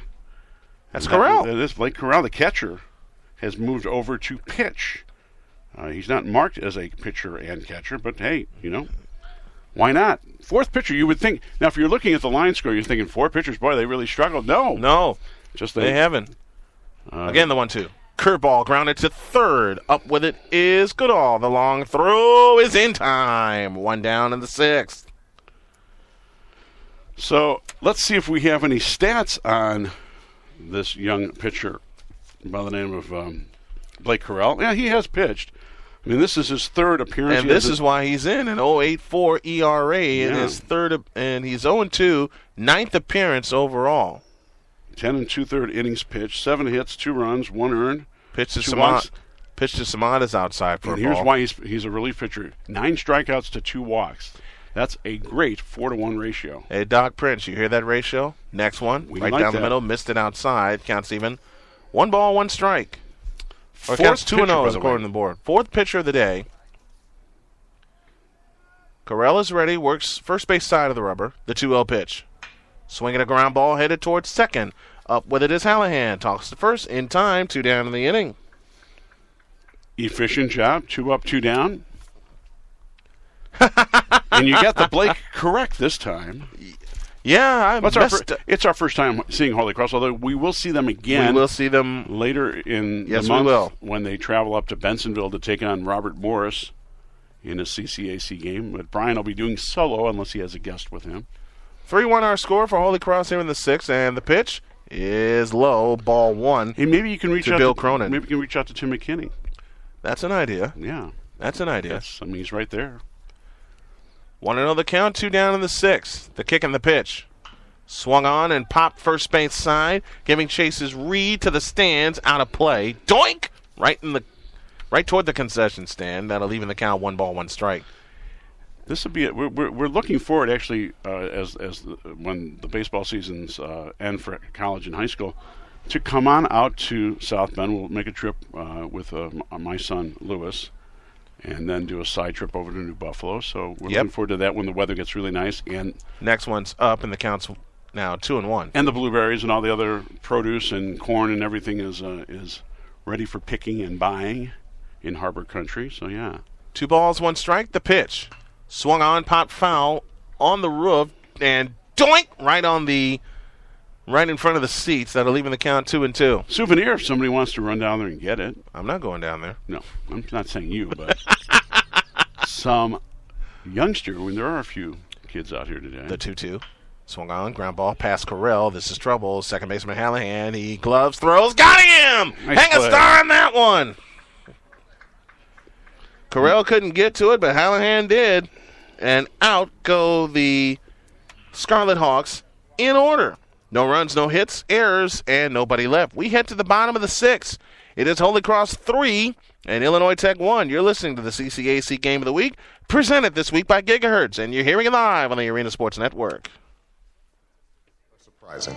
Some are unbelievable, and some are simply unacceptable. Right now, nearly 30% of U.S. students aren't finishing high school.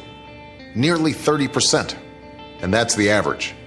In many places, it's even higher than that. And fixing it is a responsibility that we all share.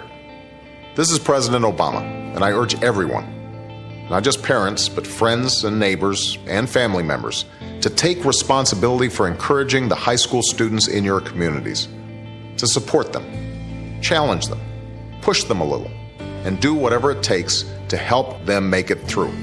Because this is one statistic we simply can't afford to ignore. You can do your part by going to boostup.org and sending an email, a text message, or even a wake-up call to a student at risk of dropping out. Go to boostup.org and provide the boost that's needed to make it to graduation. A message from the U.S. Army and the Ad Council.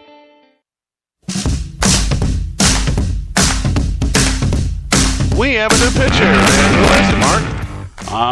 That's a good question, as I can take a look at the number, which is real easy to read on the IIT roster, on the other hand. And that is James Tirala, the freshman right-hander out of Crown Point, Indiana, Andrean High School, which we've done a couple of their games in the Real Cat Challenge. So Tirala is coming on in relief for the Scarlet Hawks, and the line on Tirala, this will be his 6th appearance, 4 of which he has started, has a 2-2 record with a 5.85 earned run average. One of those games was a complete game. 20 innings pitched. He's given up 25 hits, 18 earned runs, 18 runs, 13 of which were earned, 10 strikeouts, and 10 walks and 20 strikeouts. So a good 2-to-1 ratio of strikeouts. Something, that's one of my pet peeves is that thing for pitchers. You like to see a guy, even if he's not a big strikeout guy, you don't want him to be a big walk giver, if you will. Max Linville will start things off in the bottom of the 6th as Tirala comes home, and it's outside for ball 1. Speaking of Holy Cross baseball, they will be traveling up to Deerfield on Wednesday for a doubleheader against the Trinity International University Trojans.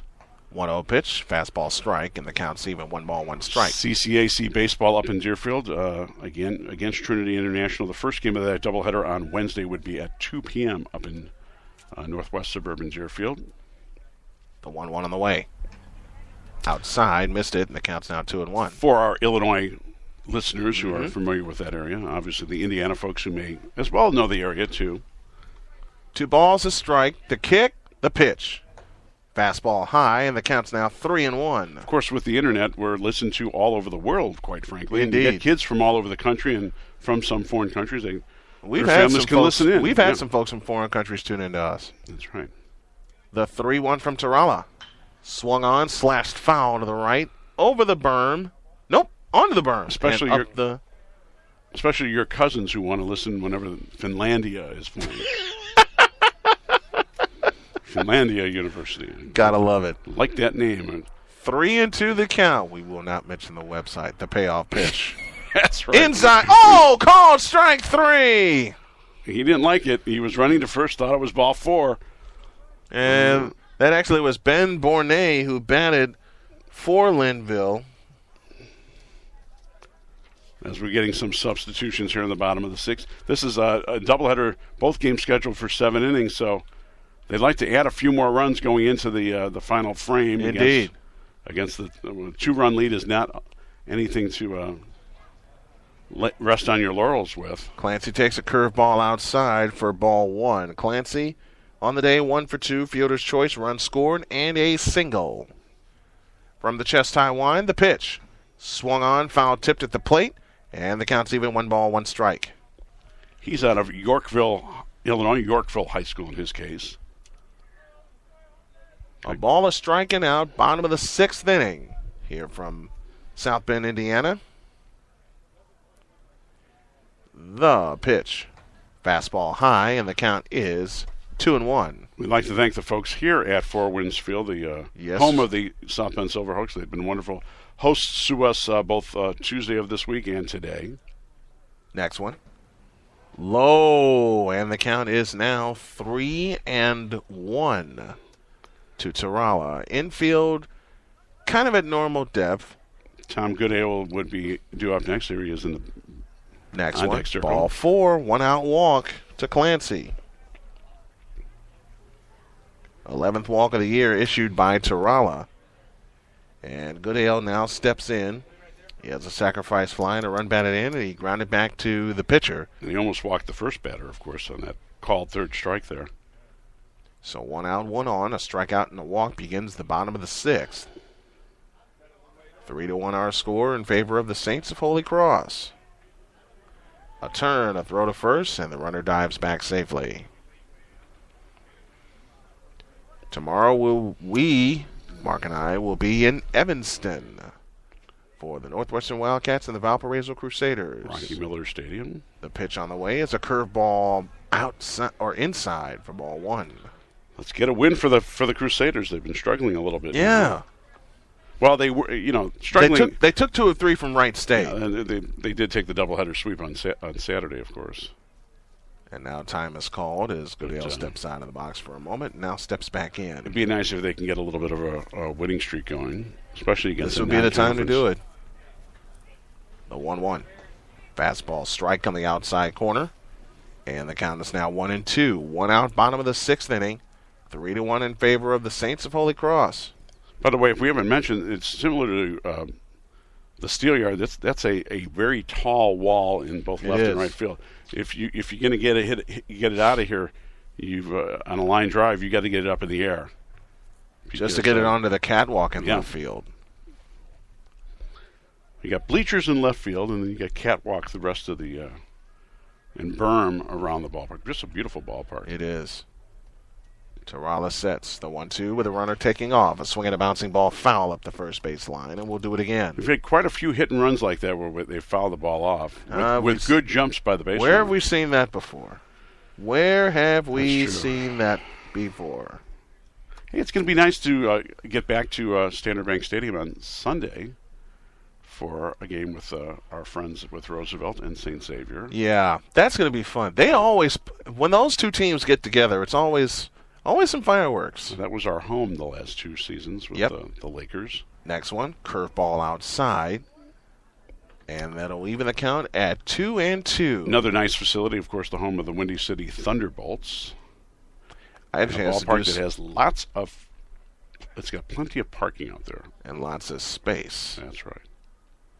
Next one, runner takes off. That's outside, ball 3, throw to second. Save! So Clancy with a stolen base. That's his second stolen base of the ball game. He is 2 for 2 in that department, and now an insurance run stands at second base. And this would be a big one if he can drive him home. The payoff from Tarala. Swung on and slashed foul to the left and out of play. Onto the concourse and maybe down the ramp on the concourse. And we will do it again. What's really cool here, too, is they've got an old, what was a Jewish synagogue that's right outside the left field part of the ballpark. It's a patio area there that they converted, rehabbed it into the team store. They call it the Hawk's Nest, the souvenir shop and team store. 5th stolen base for Clancy. Tarala stepped off the mound and took a peek at him. Don't ask me to read I'm not. Hebrew. I'm not. Payoff. Swung on, bounced foul up the third base line, and we'll do it again. I believe that this area of South Bend at one time had a large, may still somewhat have a large Jewish may still population. May still have it. I'm not going to ask you to read it. No, I can't. I'm sorry. If you're out of luck. I'm lucky if I can read English sometimes. with some of the lineup cards we've gotten over the years. That's right. Time call it is. Goodale steps out of the box. Like the old 4th generation of carbon paper copy that you might get if it was done on a manual typewriter. Don't remind That's me. a long way back. Oh, boy. Don't remind me. Payoff pitch. Way outside, ball 4, 2 runners aboard. You know what? I've got you beat on that one because... Talk to me. Well, when I was in Key Club, the Kiwanis High School Youth Organization, the largest of its kind in the world, and I was the Key Club governor, I had 500 pieces of correspondence that I wrote that year. And each one had 6 carbon copies that I had to send to advisors and so basically, officers. in essence, you were writing 3,000 times. Yes, but I was because it was carbon paper, just layers of carbon paper, and I fortunately had an electric typewriter, which is good. Which was good because by the time you got down to that 6th copy, it was hard to read. Here's the pitch, swung on and popped up into foul territory. Augmento giving chase toward the dugout. It's out of play over the dugout. Into the stands for strike 1. But I would save that least legible copy for one of the advisors who I was not particularly fond of. I will not mention his name. God rest his soul. Oh, Lordy. He was Michael Rothstein to the plate. Guy. He was hit by a pitch and scored in the 3rd and singled in the 4th. He bats here in the 6th with 1 out and 2 on. Looks like and Tarala turns towards second. Just a little bit of a drizzle now. Not much. Not enough to... It's not too anything. bad. So we've been happy with the weather avoiding this area for the most part today. From the stretch, the 1-1. The runners take off. Throw to third and... safe there. Double steal. The third baseman scooped it, but in scooping it, he had to raise his glove, and that's why he couldn't apply the tag in time. So now 2 insurance runs are in scoring position. Clancy at third and Goodale at second. 3rd stolen base of the ball game for Clancy. And 3rd in the inning if you count the double steal. The pitch. Yes.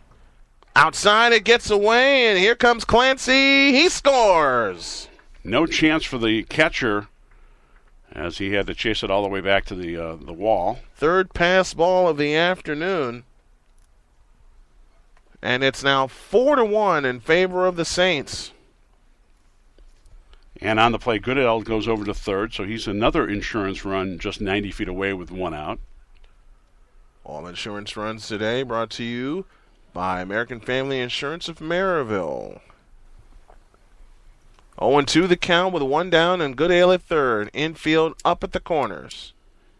The 0-2. Swung on and looped toward right center field, and that's going to drop for a base hit. Goodale will trot home. Around first is Rothstein. He'll hold there. Goodale scores 5-1. And RBI single on the 2nd hit of the ballgame. Rothstein's been on base 3 times, 2 singles and being hit by a pitch. And he drives in the all-important extra insurance run, so now it's 5-1 in favor of the Holy Cros Saints as they go for the sweep. And now they're just 3 outs away from that. Now with a little bit of insurance, here is Correll to the plate with a runner at first. And the pitch. Swung on, chopper foul up the first base line, and the count is 0-1. And it's got to be a bit deflating for IIT because you think you're still in the ballgame, down 3-1, and now all of a sudden you're down 5-1 with your last at-bats coming up. And it's really deflating because they led this game 1-0. That's true. They led this game 1-0. A turn, a throw, and they pick him off. He got him, yeah. He was a dead duck. He was 10.5 feet away from the bag. He was leaning towards Harbor Country in New Buffalo on that one. Or actually, it would be further west or further east of Harbor Country. He was leaning towards Kalamazoo. 1-3 on the pickoff, and now with 2 out in the inning, the 0-1 is grounded to third and off the shoulder of third baseman Pung. And Correll reaches. Let's see what they're going to rule that one. It's going to be hard to say it's not a hit. I think is that the first error of the ball game? They score that an error. Yeah, that's the first error of the ball game. I don't have anything else marked down. E5 on that, And we're back to the top of the order, and Woodruff, he takes a strike, and the count's 0-1. Woodruff 0 for 3. He grounded to first, flew out to left, and he grounded to third. Torales sets at the belt, and the pitch. Swung on, chopper over Torales' head to short. Up with it is Booz. He'll step on the bag and go the short way. The inning is over. 2 runs in the inning, 1 hit, 1 error, and 2 left. We head to the money frame, the top of the 7th inning. Your score now, it is Holy Cros 5 and Illinois Tech 1. You're listening to the CCAC Game of the Week, presented by Gigahertz, and you're hearing it live on the Arena Sports Network. Have you heard the good news about a crazy dream based on a belief that positive breeds positive and that people want to read, hear, and watch stuff about good people? Have you heard the good news about a place you can go to enjoy positive, community-oriented information about the town, city, or region you live in and the people involved? Have you heard the good news about a place where you can celebrate what is right in the world, share it with your friends, family, and community, and neighbors at school, work, or place of worship, and have fun doing it? Well, there is such a place. That place is LaPorteCountyLife.com. LaPorteCountyLife.com is all about the positive, not the negative, bringing out the best and not the worst, and all about promoting positivity in your community. LaPorteCountyLife.com. Have you heard the good news? It's the 7th inning, and it's the money frame, brought to you by TCF Bank, the official bank of the Arena Sports Network. And Sam Pung takes a fastball inside for ball 1. And Pung has walked twice. Let's see if we can coax a third one and get something going for IIT. 1-0, low, and it's 2-0. 2 balls, no strikes. A very patient hitter, as he has shown throughout this game. The 2-0 pitch. Swung on and hit foul out of play. And the count is 2-1. That'll be a souvenir for somebody out by the... Somebody's got a souvenir. Trestle. What would you call that? I think... the elevated section of a freight or passenger. 2-1. Curveball outside, and it's 3-1. He's very patient. And you like to see that with a number 7 hitter. Yeah. Not typically a big RBI guy. Argamedo's next. The 3-1 is a called strike on the inside corner, and I think Pung knew that was coming. Yeah. Count goes full, 3-2. 82-mile-an-hour fastball. 3 balls, 2 strikes. Correll is ready. I think he'll drop sidearm here. No, he won't. The payoff. High, ball 4, and three walks on the day for Pung. Leadoff man aboard. And Argamedo steps to the plate. He has a sacrifice, ground out, and a strikeout on the day. Pung has at least 9 walks on the season now, depending on what he did in the first game. Maybe more. The pitch. Swung on and tapped. Foul! Down the third base line. And the count's 0-1 to Argamedo. Argamedo is officially 0 for 1 with a sacrifice bunt that helped them score their only run of the ballgame in the second. And he took a called third strike in the fourth. Here's the 0-1. Line drive left field and down for a base hit. So 2 runners aboard and nobody out here in the money frame. And it's the bottom of the order that's done the most damage for them. Third hit of the afternoon for the Scarlet Hawks. And here is Ryan Fitzpatrick, officially 0 for 1. He struck out in the fourth and was hit by a pitch in the second. 2 of the 3 hits have come from the bottom of the order, and also a total of 4 walks have come from the bottom of the order. And now we're going to have a courtesy runner, Eric Bordner, the 6'1 senior from San Juan Capistrano, California, now running for the Hawks. Fitzpatrick stands in 0 for 1 on the afternoon. Correll from the set delivers a fastball high, ball 1. Well. Things have gotten a little interesting here in the money frame. Fitzpatrick's gone the distance for IIT despite giving up the 5 runs. Next one's high, 1 ball, 1 strike. Or 2 balls, no strikes, my mistake. 2-0 the count. Correll onto back. the mound, and out comes the pitching coach. Well, there's nobody warming up in either bullpen, because if they were warming up, they'd be doing it on the tarp that's over the bullpen mound. Mm-hmm. Both bullpen mounds have been covered. I take that back. Fitzpatrick has not gone the distance. He was relieved by Winecki. Fitzpatrick went 3 innings, and he gave up 2 runs. But he's listed as both the pitcher and designated hitter in this game, which allows for that type of situation to stay in the game.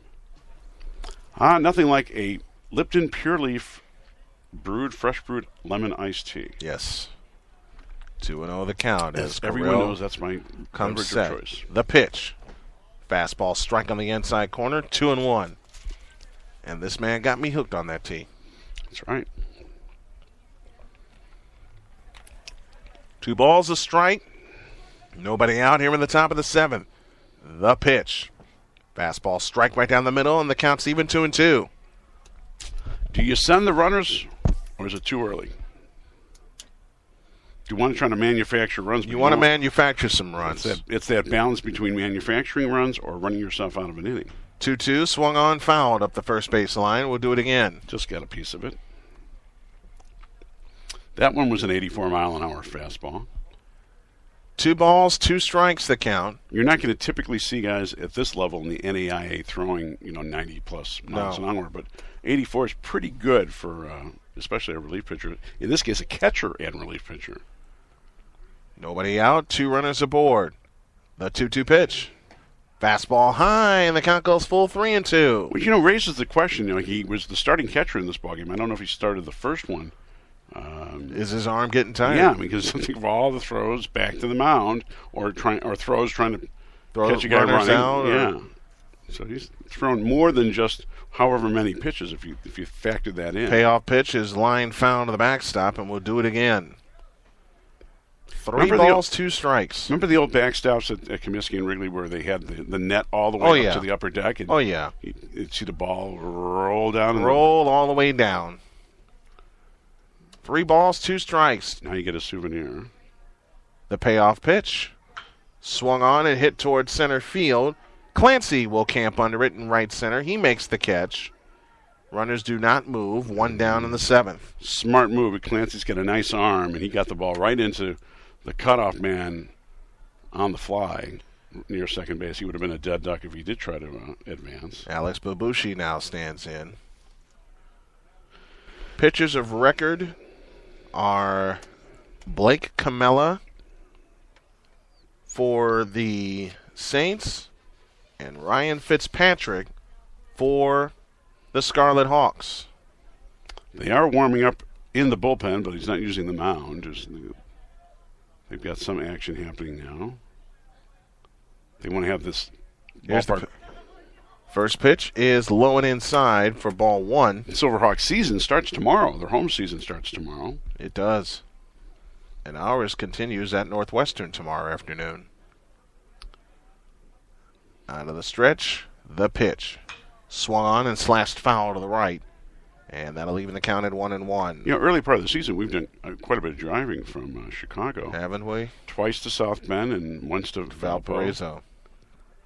And then you made your way to Gary on Saturday. A ball, a strike, and out. The pitch. Fastball tight, and it's 2-1. Well, let's see what happens here. This game is far from over. But it's very interesting right now.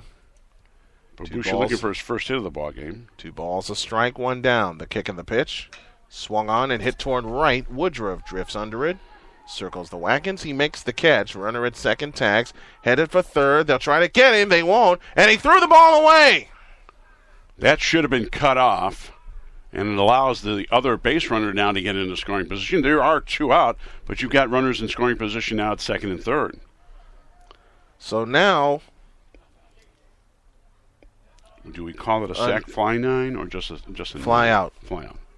Even though the runners advance. Now you got Austin Booz to the plate.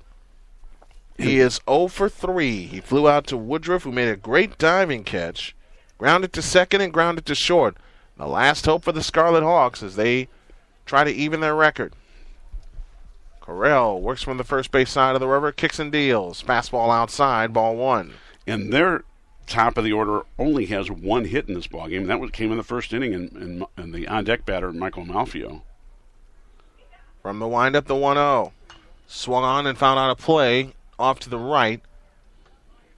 And the count's even, 1 ball, 1 strike. Malfio, the second baseman, on deck, hoping to get a chance in this game. 5-6-0 for the Saints, 1-3-1 for the Hawks.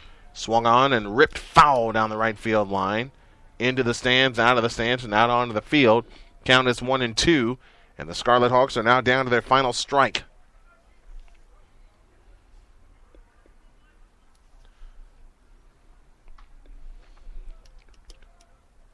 First two runners reached on a walk and a single. And a fly out by Fitzpatrick and a fly out by Babushi to right and center, respectively. Illinois Tech scored the first run of this ballgame in the second inning. They had a short-lived 1-0 lead because Holy Cros came back with 2 in the bottom of the third to take the lead, and they've held it ever since. The pitch swung on, bounced up the first base line, into the glove of Reed. He'll toss to Correll, and this game is over. Our first CCAC Game of the Week broadcast is in the books. And it belongs to the Holy Cros Saints as they sweep the doubleheader. Final here in Game 2. Holy Cros 5 and Illinois Tech 1. We'll pause for a break and we'll come back with the final totals of this afternoon's Game of the Week broadcast. And you're listening to the CCAC Game of the Week presented by Gigahertz. More after this on the Arena Sports Network.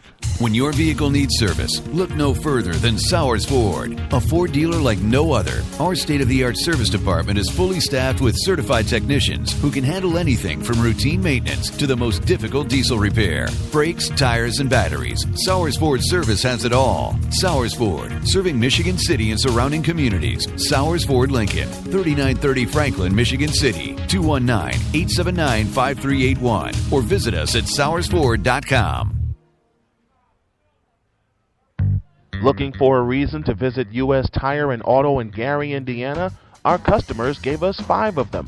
The high standards of quality service and parts, lifetime warranties, a strong business built on honesty and integrity. They've been servicing the Gary community since 1991 and the largest auto and light truck tire dealer in the city of Gary, Indiana. We have a variety of products and services that are instrumental to the health of your car, including our tire fitment guide to help you find the correct size tires for your automobile. Our friendly service staff will quickly outfit your vehicle with a high-quality tire that is right for you. Check out our tire and wheel catalog to give your vehicle the perfect fit. For more information or to schedule an appointment, call 219-884-4600 or visit us online at www.ustire-auto.com. Do you suffer from severe chronic pain caused by a back or neck injury, migraine headaches, or a work injury? Take heart. Midwest Interventional Spine Specialist is the region's leading provider of minimally invasive, non-surgical pain treatments. For more than a decade, physicians and patients in Munster, Dyer, East Chicago, Hammond, Hobart, Merrillville, St. John, and Valparaiso have turned to Miss First for effective relief of even the most severe and painful conditions. Our board-certified fellowship-trained experts use a wide range of minimally invasive techniques to dramatically relieve your pain. In fact, for more than a decade, Miss Specialists have been first to deliver proven effective treatment innovations for spinal pain and other conditions to patients throughout northwestern Indiana. For more information, pay us a visit at 8840 Calumet Avenue, Suite 103 in Munster, or give us a call at 219-836-7246. The Midwest Interventional Spine Specialist, First in Proven Pain Solutions, first in patient care.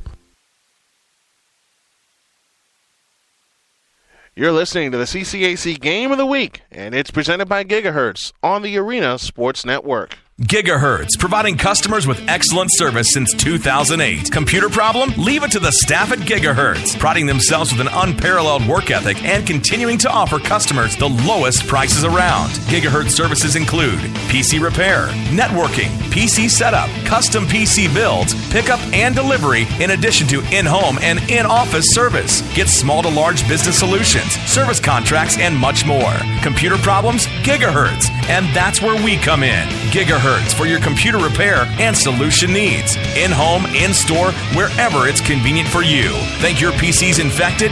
Gigahertz offers free virus diagnostics, with most virus removals done in 48 hours or less. Plus, they'll optimize your PC. Take that, Best Buy. Give Gigahertz a call. 219-218-9323. That's 219-218-9323. Or log on to gigahertzpc.net. Gigahertz, and that's where we come in.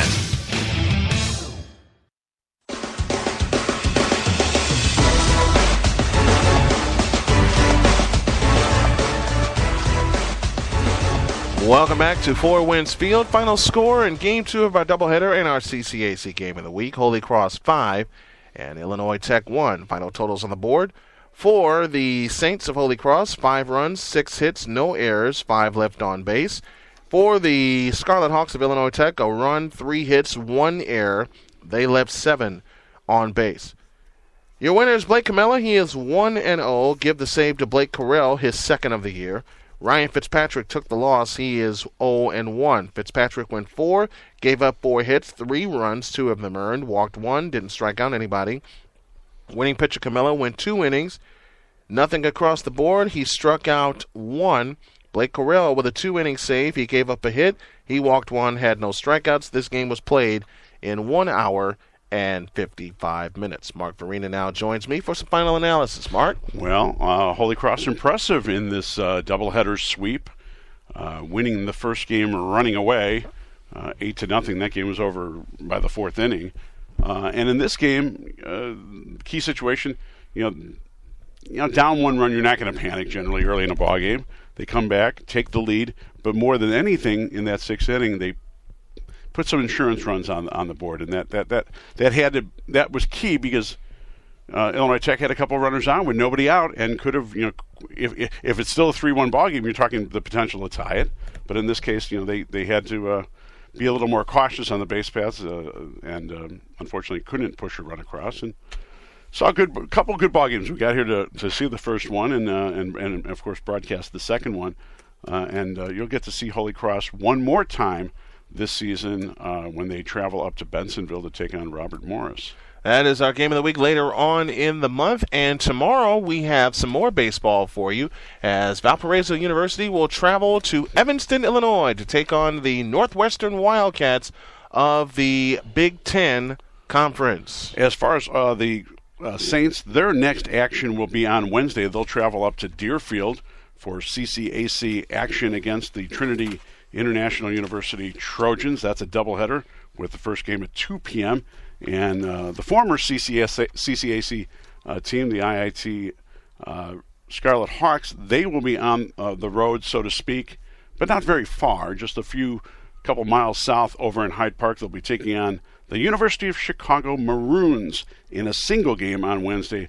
That's a 3 p.m. first pitch over in Hyde Park. And as mentioned, we'll be back with you tomorrow with Valparaiso baseball as they are set to take on the Wildcats of Northwestern University. And that's not all the baseball we have for you we got quite a bit this week. It's a very busy schedule for us. Our next CCAC Game of the Week will come up on Sunday when we'll be in Crestwood at Standard Bank Stadium to take St. Xavier takes on the Roosevelt Lakers. We'll have that broadcast live from Crestwood. We'll also have, besides tomorrow's Valpo game, we'll also be in Gary on Friday for the Railcats Challenge. 2 games, first pitch at 4:30 for Game 1. Second game scheduled for 7 o'clock. And then Saturday, you will be in Valparaiso for Valparaiso and Youngstown State for a single game, depending on, of course, the weather and how that can affect things. And it can affect things. That's a Horizon League game against the Youngstown State Penguins. It'll be the second of 3 in that 3-game series with those two teams. So you heard the schedule. We'll be back at it tomorrow from Evanston as Valpo takes on Evanston from Rocky Miller Park in Evanston, Illinois on the Northwestern University campus. Repeating your final here this afternoon, Holy Cros 5 and Illinois Tech 1. For my partner, Mark Farina, thank you very much. My name is Brian Snow, and to our QA this afternoon, Dr. Michael Prince, giving us an assist on the Open Mic Broadcast Network. We thank you, and we will talk to you tomorrow from Evanston. For everyone involved, this is Brian Snow saying to you goodbye and God bless. Remember to make your next move your best move. Talk to you tomorrow. So long, everybody.